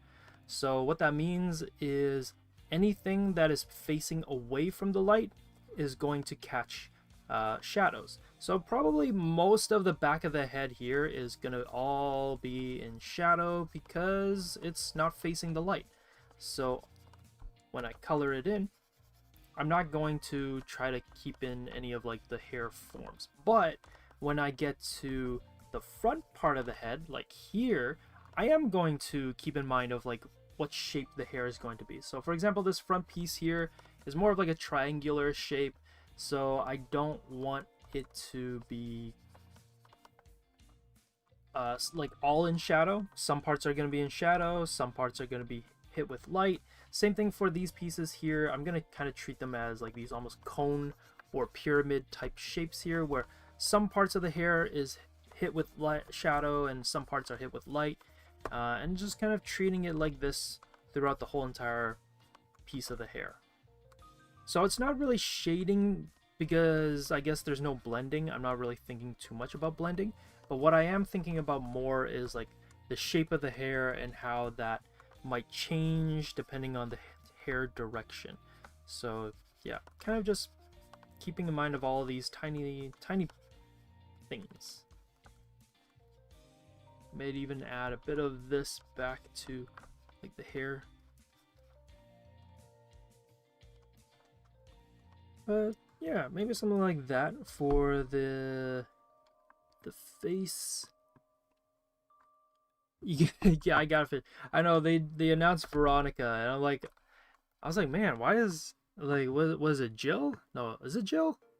Yeah, why does Jill look so like intense? I was like, what's happening?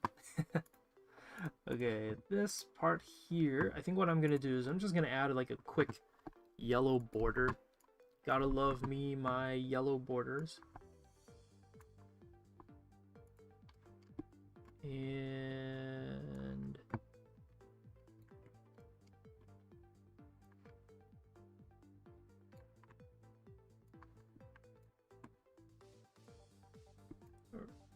yeah, there we go. Okay. And now we're gonna play around with the layer effects.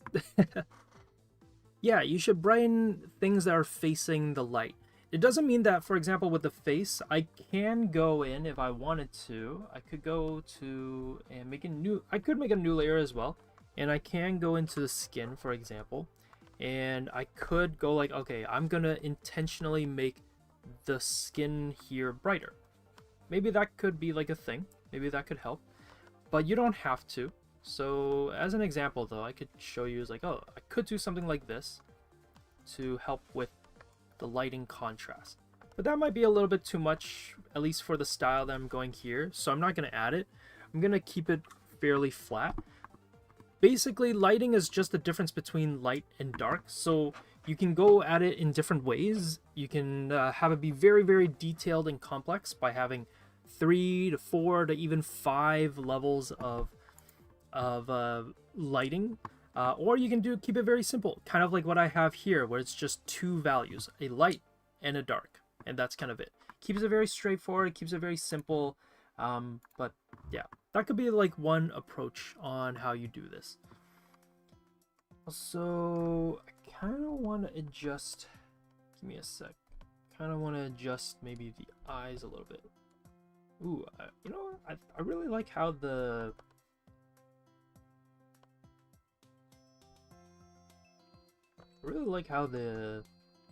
line turned out.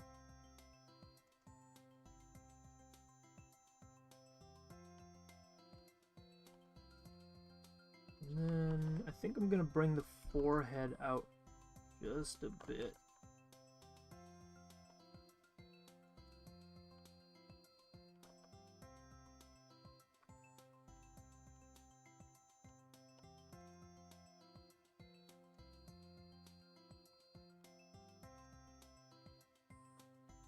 Pouting, but I don't want it to be too over the top, so that's why I'm kind of just like whittling it down just a little bit.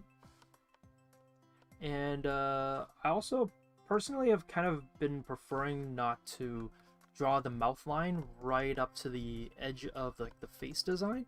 I feel like it kind of allows for the face to be a little bit more subtle with its shapes. So that's kind of some of the things that I've been adjusting and changing.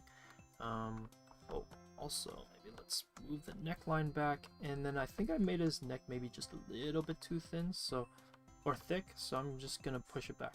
He's looking a little bit too old, because Nils is supposed to be more of like in high school, so I didn't want the neck to be too big. Alright, there. I think that's a little bit better. And then bring back the colors, and then now I'm gonna just have to make the adjustments to the skin, so like the new kind of shapes there. Oh, whoops. So if I made like these adjustments, and for example, you see the skin colors coming out, I don't erase the skin layer. I actually erase the blue silhouette, the base layer that's there. And then if I need to, for example, change the shape, like there's a little bit of color missing here, I'm gonna go and paint the blue silhouette that's there to clean it up. And same thing here. There's like, oh wait, there's a lot of it missing, so I'm gonna go in and clean that up in the blue silhouette. I know it seems very confusing, seems very like kind of odd, but this is just how it is for this approach and type of way of doing things. It's just gonna be a little bit odd, but yeah. So now I'm gonna fill this part in with the new headphone color, and I think that's the only, oh right, the forehead. Okay, I'm gonna adjust the forehead. So I'm gonna go back to the base silhouette, get the blue color, and just fill in these areas here. And then when I bring the skin back in, I can now color in, whoops, I can color in those new areas. Why is it not letting me color in those areas?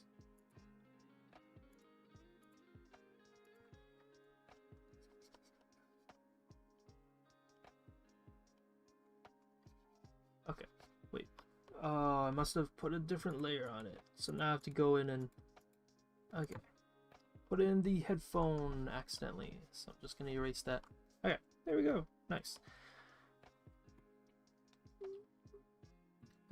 Oh, you know what? I think I might push in the side of the face just a little bit for the skin, just so that there's like a little bit of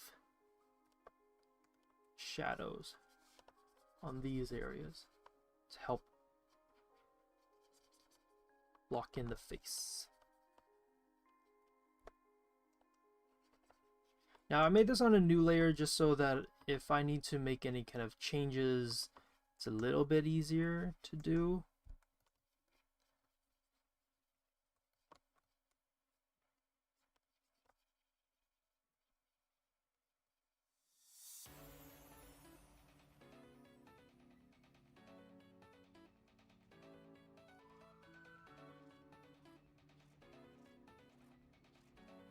So with digital painting, it's all about customizability, flexibility. So all these kind of things that you're seeing me do, it's to give me a little bit more options, a little bit more choice on how to go about changing things and adjusting things.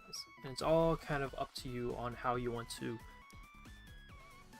move these areas. So maybe that's a little weird. I'm just gonna make it the same color, maybe?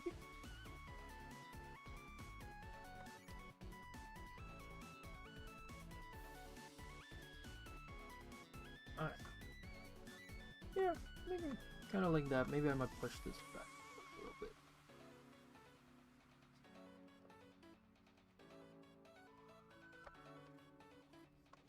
Yeah, I think that's much better.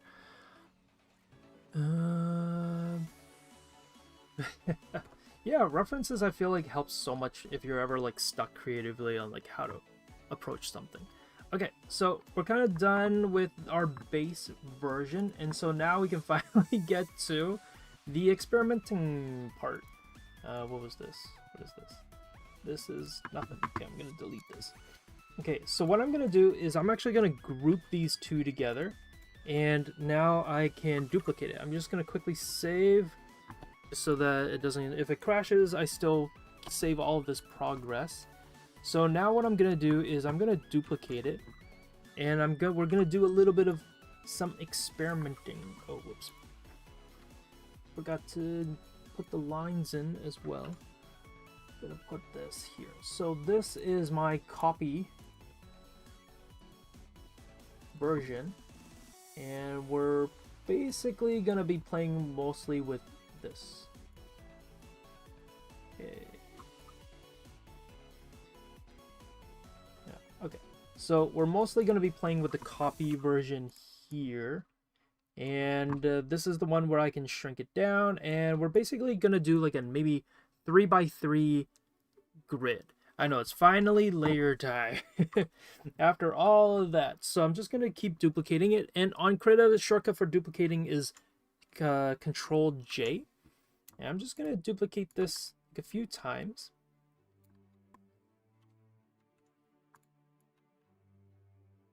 And something like that. I think that's pretty good. And so now I'm going to just take all of these, put it here, and I think I can flatten these. Let me see. Can I merge them? Ooh, I can. Okay, great. So now it's just one single file, and it's just a flat image.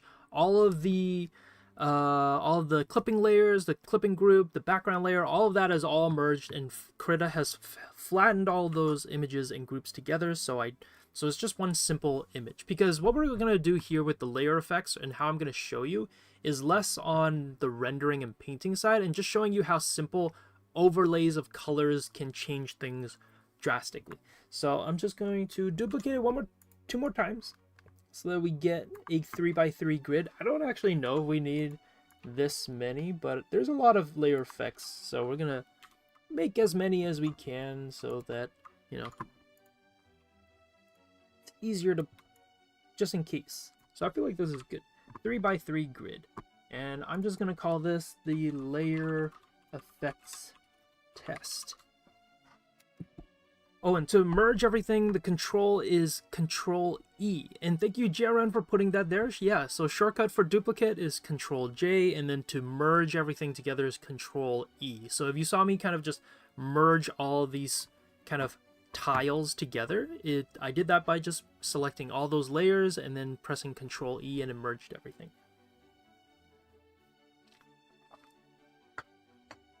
Yeah, and when I flattened it, I think, yeah, I just merged it, so it instantly just automatically flattened everything for me.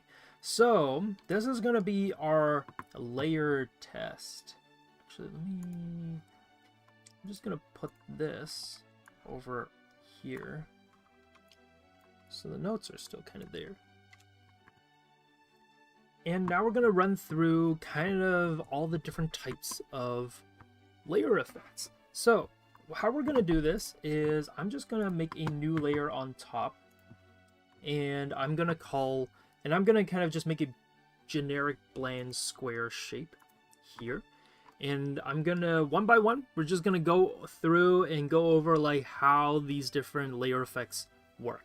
So the first one that I think most people start off with or get familiar with is the multiply layer. Multiply layer is a super useful layer effect that helps you darken everything really quickly. It's called multiply. I guess the way you could think of it is like if you had one color combined with another color, it kind of like intensifies and darkens because you're kind of putting two on top. So it's kind of like getting a translucent sheet of paper. Actually, maybe a better example would be like markers. So if any of you have ever used Crayola markers before, when you put one stroke down on a piece of paper, it's like a red, like a fairly normal kind of red that you see on like the cap color.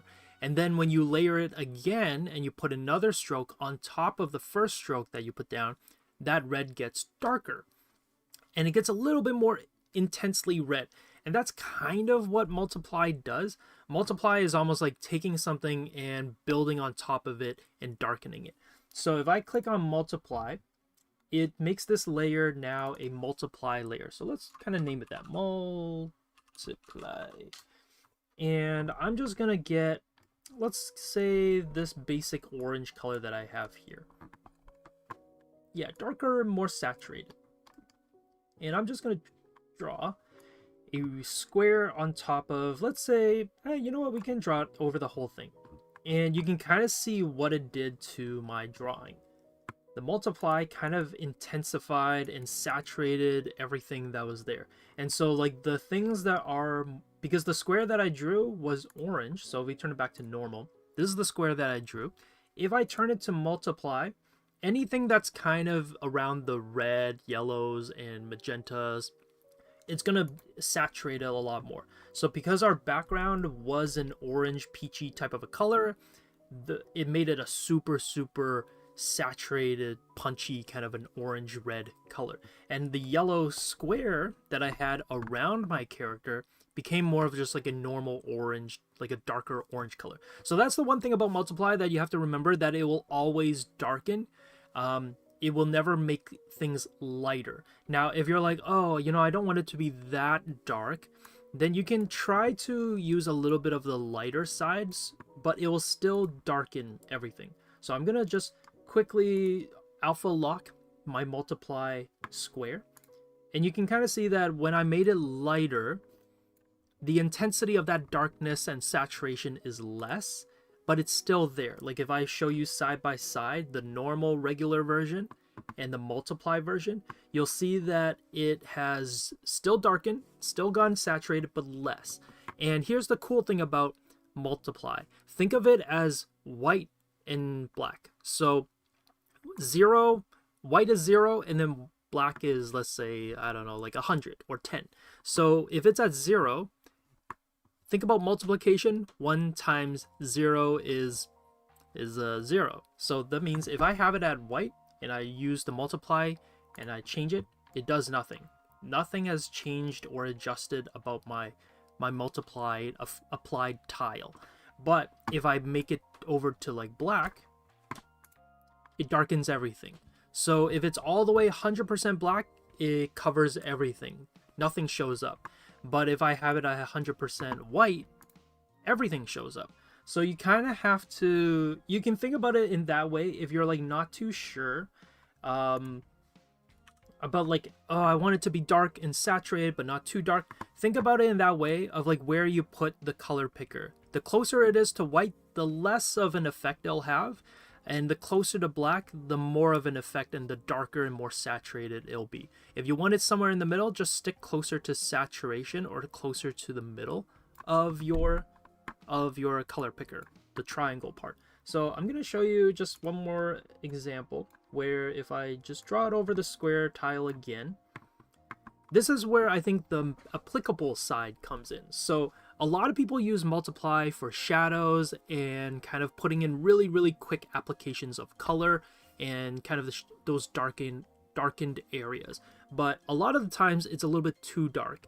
And what I would recommend is not to get too picky about how accurate of the color you get, but instead get it to roughly the direction you want it to be and play around with the opacity instead. So instead of being like, oh man, the orange is too much, okay, let me see what happens if I lighten it, and let's try it again. And then you'll go for it, and it's like, you know, wait, it didn't really lighten up as much as I thought it was. Okay, let me make it a little bit brighter. Now, okay, maybe it's a little bit too orange now. Maybe what if I try yellow? And you keep adjusting and playing around with it, but it's really, really hard to get it to be exactly the way you want it. So what a lot of people do instead is to just play around with the opacity. So once you get the color and the general value that you want, like how dark you want it to be, then you play around with the opacity instead. So it's like, okay, I want it to be darker, but maybe just like this much. Then lower the opacity. If you want it to be much more intense, then increase the opacity. So that's just a really, really quick way of adjusting and changing things. And also the type of color that you pick will also have an effect. So think about if you took a red marker and then you grabbed a blue and you overlaid them on top of each other, going back to the whole Crayola markers, you'll get a very, very almost like a near black color. So you'll notice that the oranges stays saturated and dark, whereas the blue colors on my character got really, really dulled and like much darker. Yes, it is of a darker value, but look how bright and saturated the original was. But then what happened when I put a orange square on top of it? So maybe to kind of showcase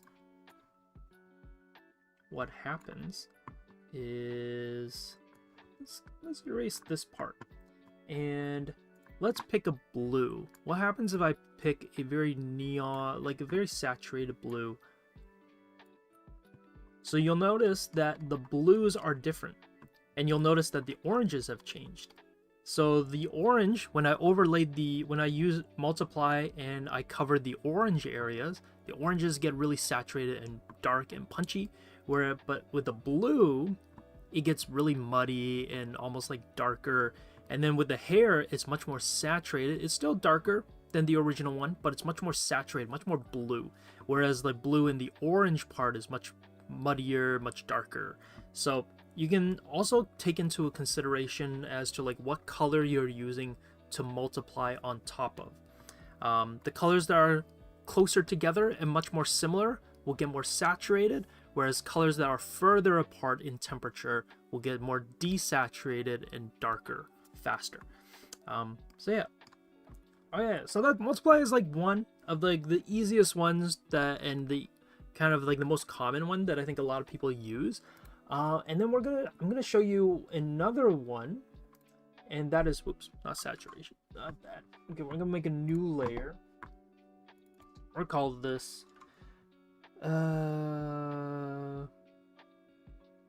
which one should I do? I think it was color. Let me quickly try it out here.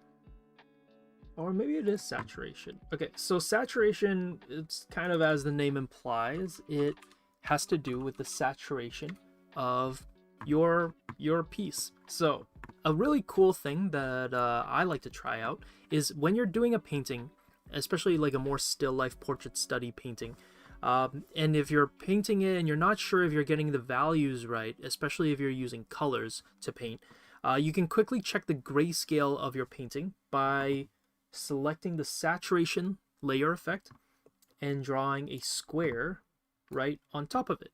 And basically this square, if I show you what it is just a black square. So you can get a black square, draw it over your entire image, and change the layer to saturation. And essentially kind of very similar to multiply. It kind of, the darker it is, the kind of more intense the like how much saturation you take away from it. Actually, I guess doesn't really do too much. And then I guess if it's like on the black and white side, it treats it more like a grayscale. Whereas what's kind of cool is that if let's go to the blue, let's see what happens. It's like, whoa, really changed it. It's punched up the saturation a lot. If I go for the red, it didn't really do too much. So what I kind of see saturation as is that it kind of just intensifies the saturation, really just like bumps everything up to almost like as high as it can go. But the more useful way that I like to use saturation is kind of like the value test. So that is to just draw a black square over your piece and see what the saturation looks like, or not the saturation, the value looks like. You don't have to go about it in this way, but this is just one way to really quickly test it. And then the other way is to just get some really saturated punchy colors. So this one is, oh, here, let me draw. So this one is using a red, and then this one here is using the blue, and you can kind of see that not really anything has changed about the saturation. It kind of just intensifies it. So this is maybe really, really good if you want to do like really saturated pop art type of style of a piece. It's really good of just very quickly intensifying your drawing. And again, you can play around with the opacity. If you're like, I wanted to bump up the saturation because it's not as saturated as I thought it was, but at 100% you're like, ooh, that's a little bit too saturated. So you can always lower and play around with the filter just to see how much you want it to be. And then, okay, let's maybe go to the first one. Oop, not that one. Let's go to the other one. Let's go addition. Let's see what addition does. So addition kind of saturates everything, or not saturates. It kind of does this interesting thing where it like really it saturates, but it also brightens everything a lot. So this is kind of what it looks like, and let's see what happens if we change the color of it. It's like, oh, so here's a blue version with the addition, and then here's a red version, and you can kind of see what it's done. It's almost like taken away all of the color, the blue colors, and kind of overlays it with the new version of the color there. So it kind of keeps a lot of the saturation, but brightens everything a lot. So maybe I might also write these here too. So this one is multiply. It's like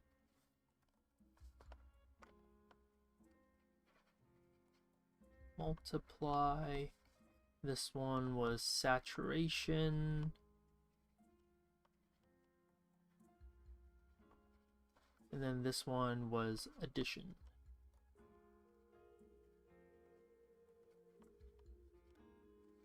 And I feel like there's a lot of really cool uses for these as well. Very pastel-y. Yeah, it really turned out really kind of cool with this one. Also, I think the one thing you can definitely try out with layer effects. Right now, I'm just using the rectangle tool, but a lot of people will use the brush and cut out where they want the layer effects to be applied. So, for example, if I want the addition to only be in the hair, what I can do now is just kind of, let's turn it back to normal. Actually, I have the color right here. So what I can do is go to addition and just erase the parts, or I guess I go to the blue. Take out the parts on the skin and just leave the red parts to the hair. I'm gonna quickly do that. Here we go. And then go back to that really intense red and only apply it to the hair. You can do something like that. Oh, and I guess the blue part was only for... Oh, it didn't change it for me. Okay, so here, the blue part, I'm gonna take it away. So this is just a really quick demonstration where it's like the layer effects do not have to be used with just a square or anything like that. You can manually color in areas to bring in those changes. So you can see here that I kind of quickly cut out the hair on the skin, or like made the skin more of the bluer color, and then the hair kept it more of like the red color. So definitely play around with the saturation, how intense the colors are. It'll really change up kind of how it could look. And I guess this is kind of cooler for if you want to do these like really pop art style of pieces. Okay, on to the next one. Let's try out burn. I always kind of like to think about burn as like color burning. So let's see how it looks when we draw it in. So again, take the square, let's draw it over, and let's burn it. It's like, ooh, burn. So burn to me feels very similar to multiply, but it's at a much more intense application. It really kind of burns everything in the middle, but what's kind of interesting is right around the edges. It might be a little bit hard to see it on this one. You can kind of see here. You'll notice that it leaves a little bit of this like a faded edge, like a feathered edge, and it kind of keeps the saturation, but it just feathers it out just a little bit on the edges and on the corners. And it kind of reminds me of like photo burn. So if you ever develop photos before, or you turn on the negatives, it has this really just like jarring and intense color to it. And I feel like color burn does something very similar. So if we try it maybe with, oh, not the multiply. Here with the burn again, let's try just like a blue color. It's like, whoa. That's kind of what it looks like. So if let's just delete it. Let's try with the blue. It's like, ooh. Again, you can kind of see that it almost treats it like a negative kind of approach. Kind of intensifies all like the kind of the darker areas, but then it looks like the darker lines get a little bit lighter and the mid-tones get a little bit more saturated and darker. Actually, that's not necessarily true. It looks like the whites of the eyes kind of stayed bright as well. So it's kind of interesting. I feel like this one's a bit more on the texture side, so maybe this might be good for experimenting with textures or experimenting with kind of like that very intense feel and look. So I'm gonna write it here really quickly, like burn.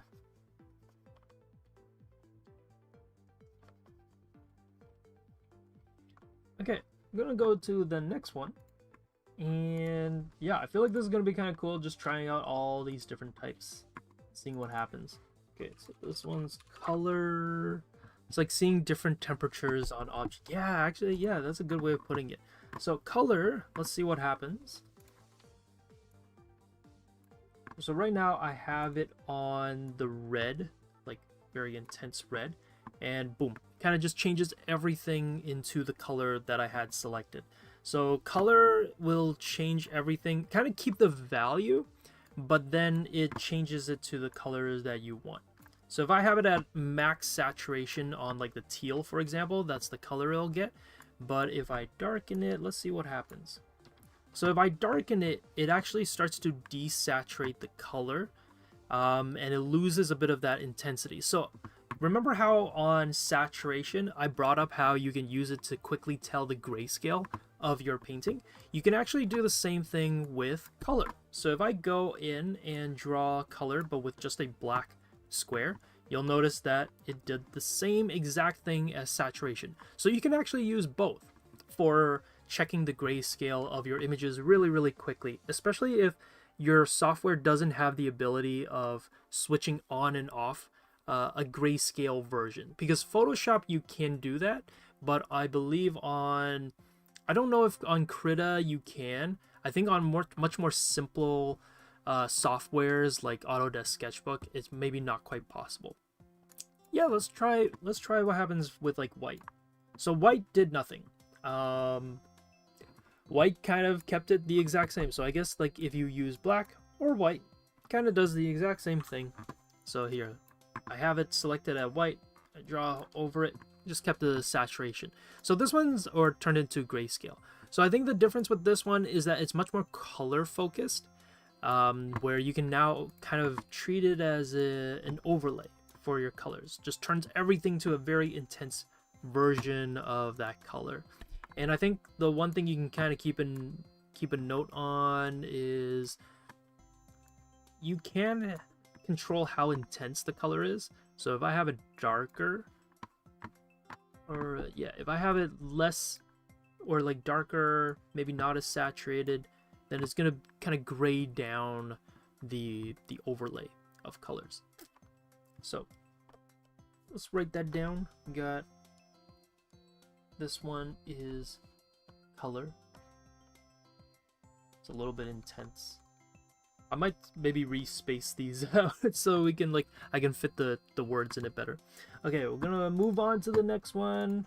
Let's do color dodge. Oh, color dodge. This is the one that I think got popularized by Ross Draws. I think it's Ross Draws, right? That's his name. But yeah, kind of like blows everything out and it kind of makes things very bright and intense. But I think that's kind of why he uses it a lot for like as a final touch, finishing touch. So if you've ever seen Ross Draws pieces before and his paintings, you'll notice that he uses that as like a final touch on like bright areas, like the highlights for the eyes, or maybe in the sun. I forgot what that effect is, when the sun kind of blows out the camera and leaves these like kind of these blown out areas that are like super white. So that's kind of what color dodge is really good for. It kind of really just makes everything super intense. Controls value versus colors to know if black and white will work. Oh yeah, we can try that out. So let's see what happens if I use only like black. If I only use black, oh, nothing happens, actually. That's kind of neat. And then if I only use white, it kind of blows everything out. Like you don't even see any of the drawing anymore. And then if I focus more on just like colors, it's like, oh, basically it seems like anything that's bright gets completely blown out. And then anything that has a little bit of value, like a little bit of a darker value, just kind of inherits the color that's here. So that's kind of cool. So let's draw with like maybe red. It's like, oh, that's interesting. So the blue kind of canceled out all the red, but the red color kept the saturation, or like the red colors. Actually did something similar to Addition, where it kept a little bit of like the warmth, but I think it's much more saturated than Addition. So Addition, you can kind of see that it's more pastel-y, whereas Color Dodge is much more intense. It just intensifies and saturates all the colors, and then if you're using a color that's similar to the ones underneath it, then it kind of maintains it, doesn't blow it out too much. Like the white of like the orange background that I had didn't turn white.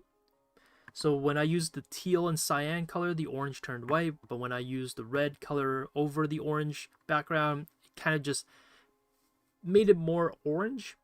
A little bit more orangey, kind of not too much changed. It looks like it's just more orange.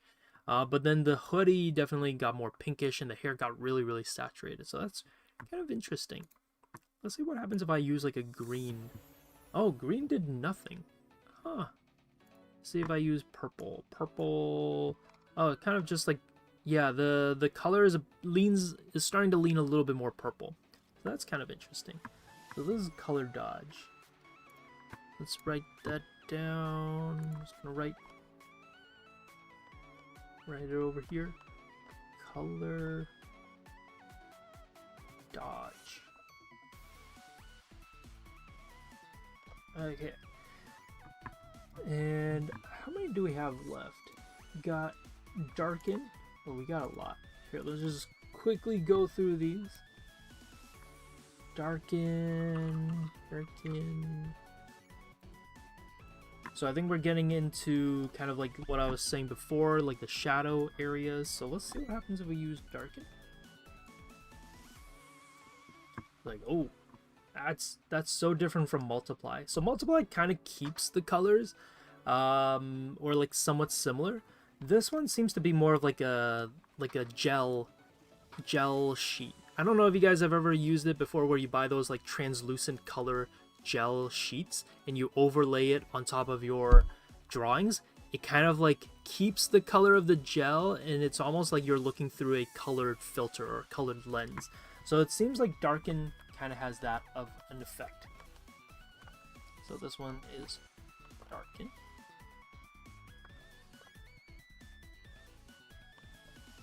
And I think what I'm going to do afterwards is I'm going to take all of this and write quick notes on it so that you can quickly refer to it and kind of have an idea as to what any of these do.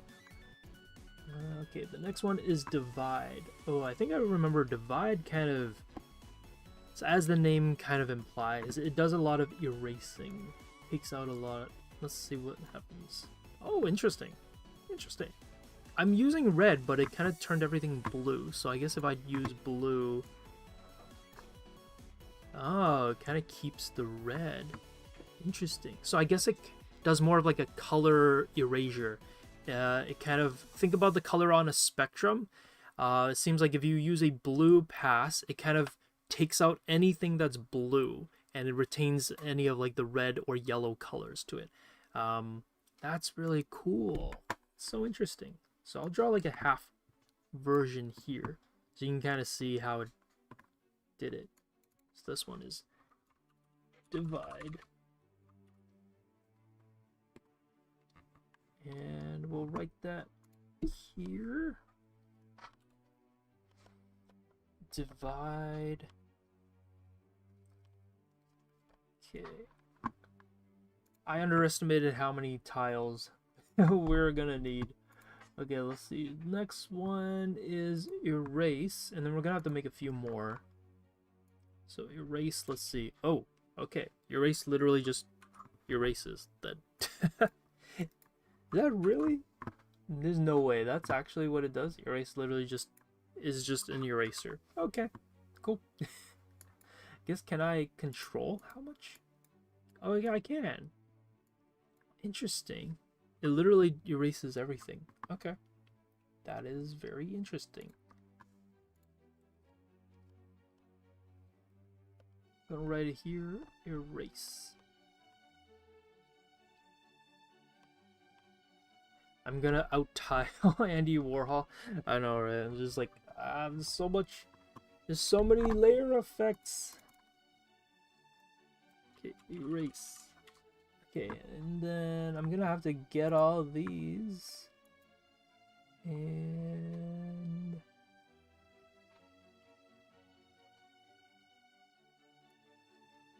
oh.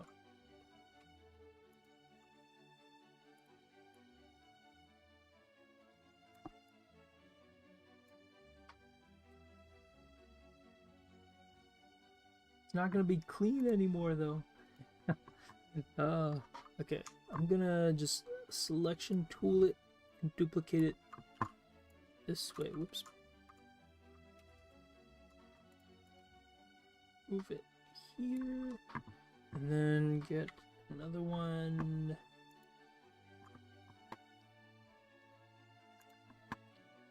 Just using the square selection tool to duplicate. Okay. Think hopefully this is enough. I mean, like, this is like so much. I just added like 8 more squares, so I'm kind of like, hopefully this is enough, because like, man, there's so much. Okay. And okay, the next one is lighten. Okay, we're gonna go back here, maybe. Yeah, let's go back here, and again back to the square, and let's see, lighten. Oh, that's interesting. It like kind of did nothing to the orange background, but it kind of, it looks like it did something similar to what color dodge did. Oh, that's so cool. Okay, let's see what happens if I use teal. Oh, yeah, it's actually very similar to kind of color dodge and divide in a way. It's so neat. Okay, let's try. Okay, I'm gonna just overlay the two to kind of just show you what happened with the two of these. That's so interesting. Huh. I feel like, okay, let's try black and white then. If I use black, oh, black just kind of erases it. Black doesn't seem to do anything, and then if I use white, okay, white kind of erases everything. Huh, interesting. Lighten, I guess it's more of just like, I guess you could use it more as a value tool, where it's like if you need to kind of brighten anything, you can quickly use it and be like, oh, okay, like I need to brighten up something really quickly. I can kind of maybe see that this is what it would be used for. It would.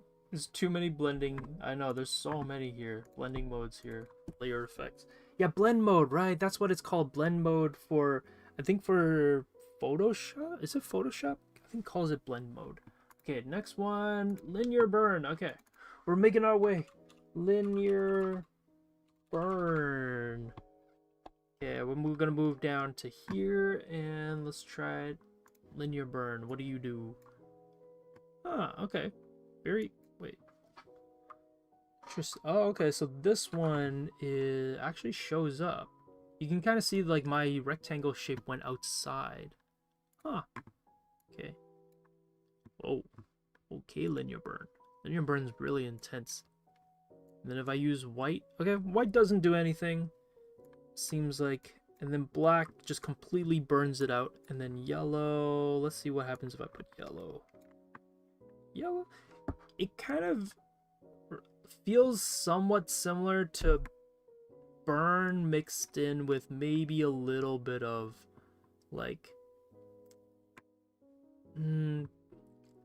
this kind of feels similar to well, I guess a little bit of like multiply, maybe like not really darken, because darken was more of like a gel sheet, so that's interesting. Really intensified the red there. So I guess it's kind of similar to multiply. It's like multiply mixed in with a bit of like the burn effect. Because I think the burn, let's see, where is it? Burn, yeah, we use the blue, but here, let's go back to burn. If I use the burn and I use the red over it, oh, it's, oh wait, I'm using yellow. If I use the burn over it, yeah, it's almost exactly the same as burn. Interesting. But I think this one you actually draw the whole shape for it. So I guess that's the only difference between the two. Yeah. Linear burn. Okay. Then actually even the layers itself, it's kind of cool seeing it all there. Okay, luminosity. This one, luminosity.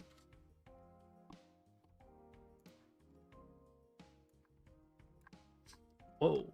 Oh, this one's cool. This one's kind of like a negative. Oh. That is neat. Okay, white doesn't do anything, so I guess black also doesn't do anything. Yeah. That is so cool. Okay, let's try yellow. What does yellow do? Yellow. Oh, that is so cool. That is neat. Huh. So if you guys, to kind of show you, this is what these are all the shapes that I drew on top. And then, so there's white and black, and then there's the yellows, reds, and blues. And then if I use luminosity, it kind of almost like a slight negative pastel look to it. Really, really kind of cool. Kind of neat. Okay. I kind of like luminosity. Luminosity's kind of neat.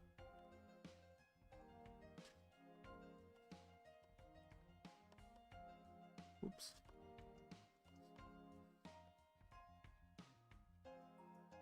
Luminosity. Alright. Down to the last ones. I think we're like almost done. Okay. So overlay.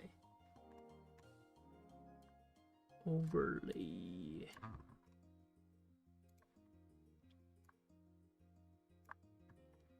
Oh, okay. We use the teal, and then the bottom half, let's just use red. So this one kind of reminds me also of burn, but not as intense as maybe the burn is. It's like, it kind of keeps the intensity of color dodge and burn at the same time. So I feel like that's kind of what this one is. Overlay. Overlay. It's kind of neat. I feel like I'm learning so much about like the different layer effects. I don't know. I feel like with layer effects, a lot of it did come from, or got brought over more from Photoshop. So it was more used, in my opinion, for kind of the purposes of photo editing. So I feel like a lot of these, most of the times, people are not really going to use. Not to say that people don't use all these layer effects or blending modes, but I will say that, for example, overlay, it's kind of hard to go like, oh yeah, I'm gonna use these for painting. At least I can't really see myself using it for painting, so it's a little bit hard to, I feel like, maybe implement it into maybe my own workflow or my own work process. But what I can see this for is like if you're creating like really cool variants maybe, or really cool just versions of your drawing, and you want to see them in a different kind of like style or approach, then I can kind of see it being used for this kind of a purpose. I do use some of these. So for example, right now I'm using screen. For me personally, the ones that I use the most are screen, screen, and what is it? Actually, was it screen? No, I think it's or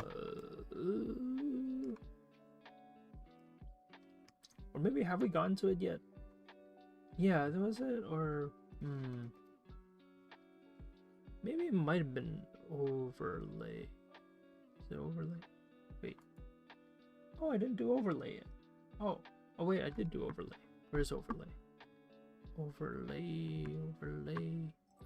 Where are you? Oh, wait, I thought that was soften. Oh, that is overlay. Oh, okay.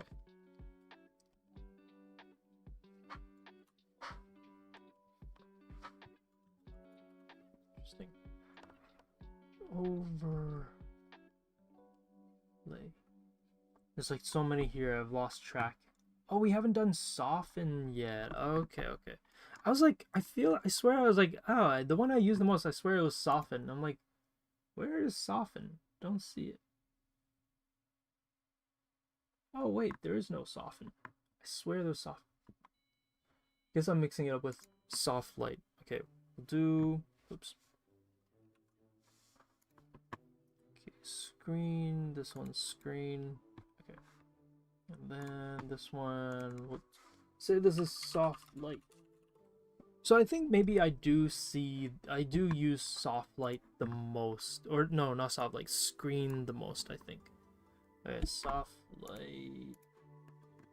Yeah, also kind of very similar to the other ones that we've been kind of using. Seems like, okay, let's try black section. Oh, black kind of just intensifies it, and then light brightens everything up. So it's a bit more of a little bit of the two. And let me see. It looks like that. I think that's everything. We did it. We used all of the layer or blending modes. Layer effects and blending modes. So this one's soft light.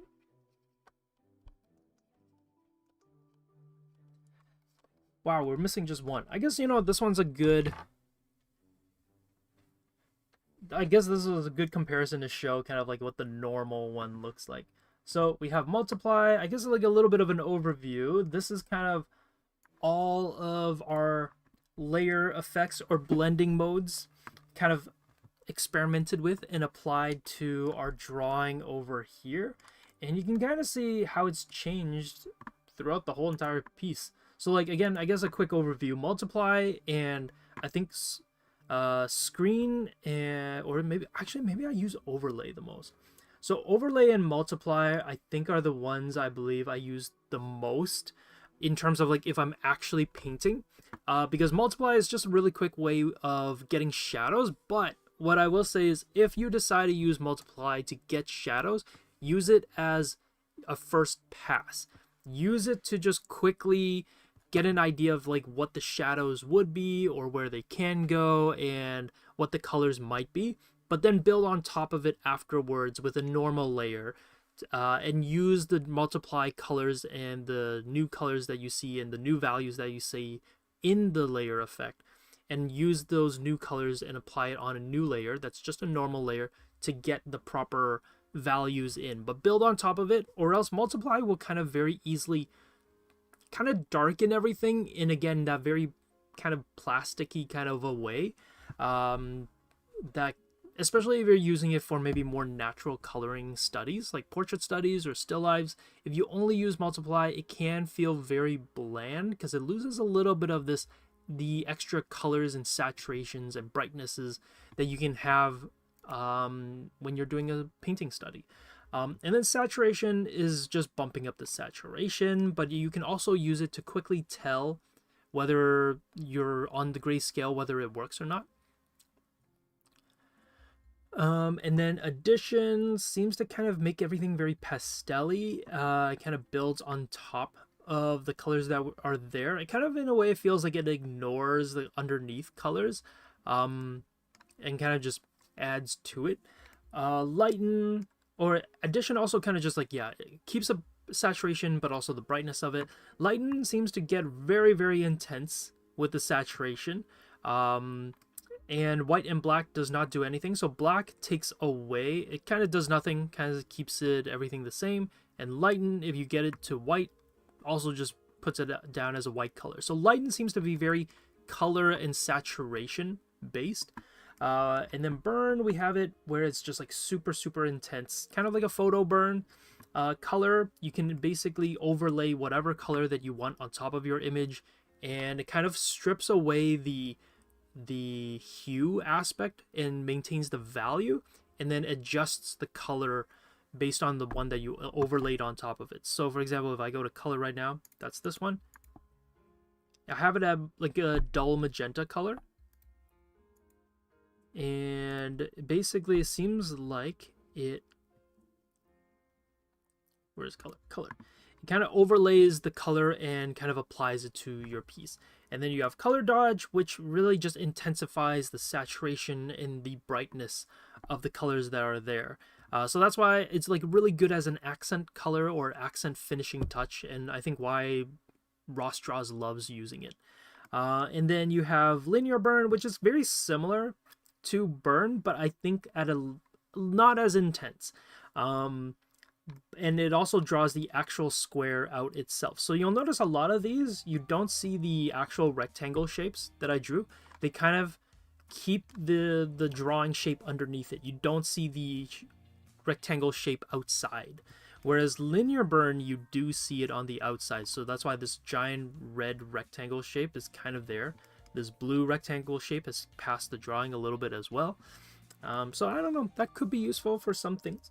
And then you have darken, which is more of like a gel sheet. It's almost like putting a translucent colored film on top of your painting. So it kind of like darkens and saturates everything, but maintains the color that you're overlaying on top of it. And also, to be fair, when I say overlay, to be clear, I mean, I'm not using overlay in reference of the layer effect or the blending mode, but just to say, like, when you overlay these colors on top with the said layer effect, this is what happens. So you can kind of see darken is similar to multiply, but it's more focused on the color itself, whereas multiply, the color does like appear and show up there, but it's more about darkening and kind of like increasing the values, whereas darken seems to be more about like a layer, like a gel.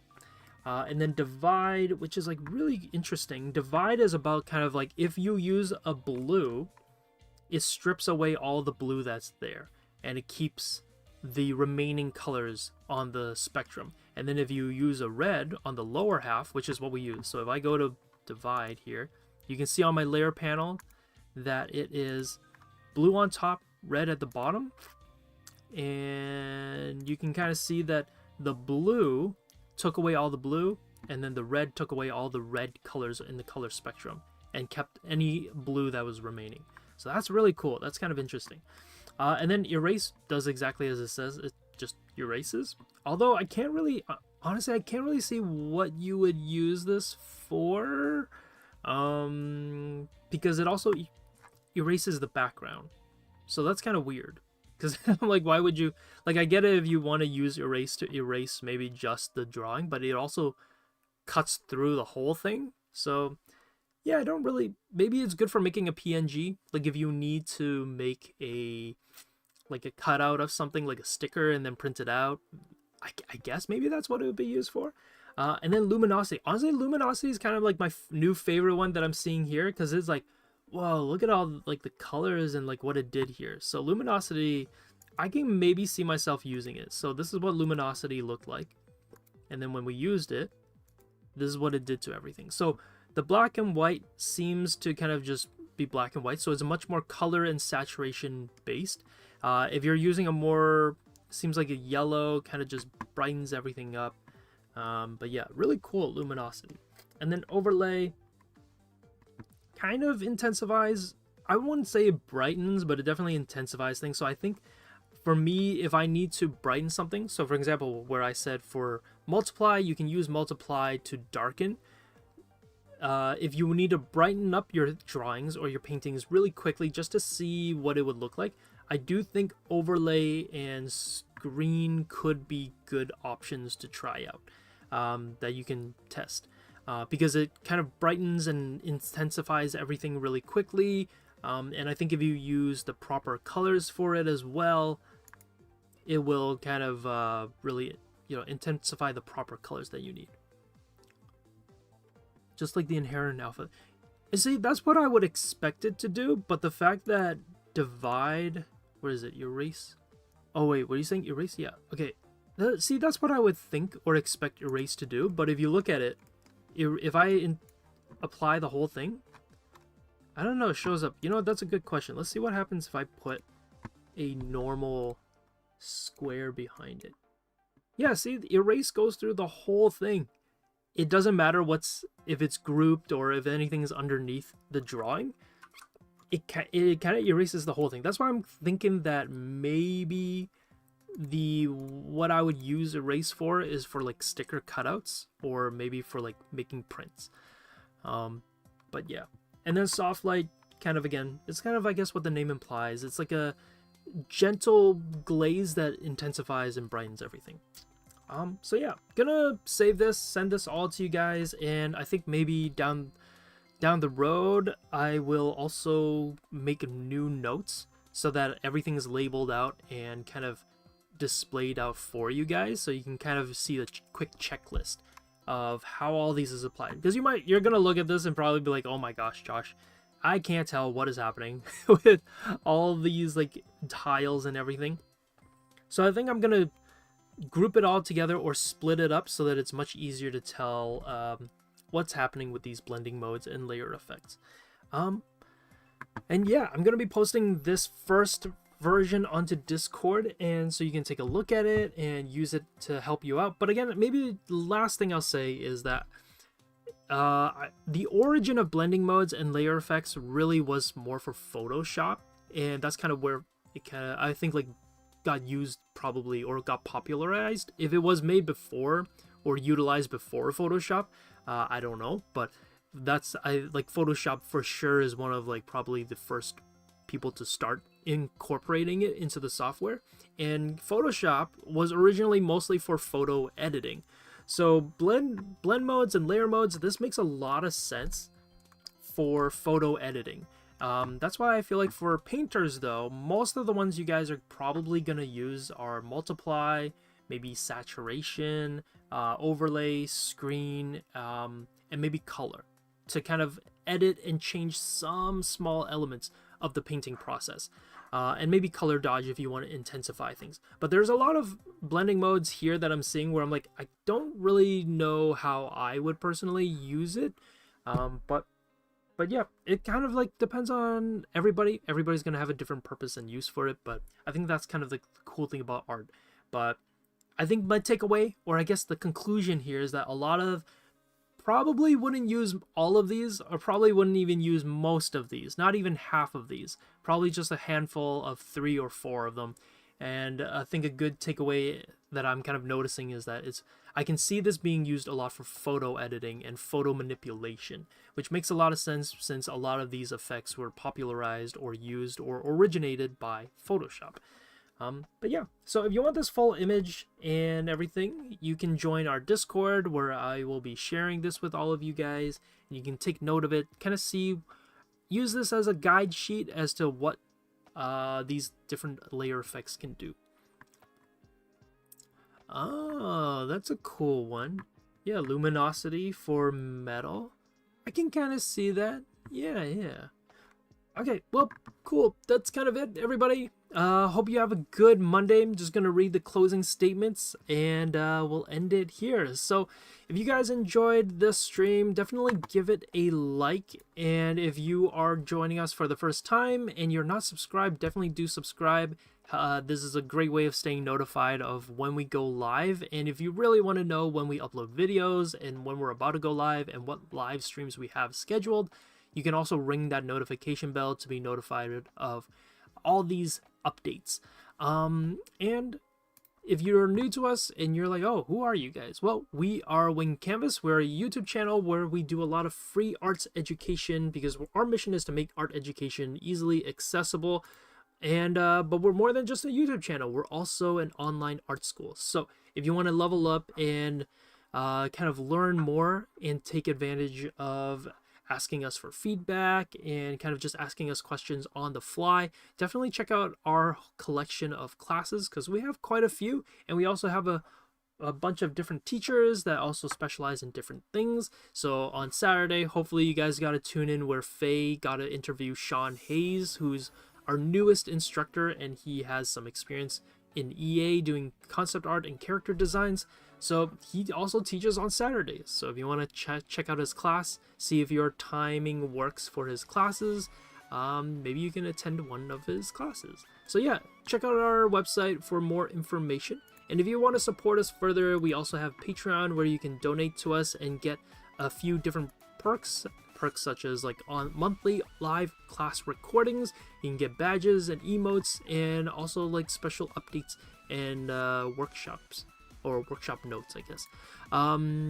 And yeah, and then as always, follow us on social media, on Instagram and on Discord. Discord is kind of where we post pretty much almost everything. Our updates, our announcements, our art challenges, our streaming notes go up on there.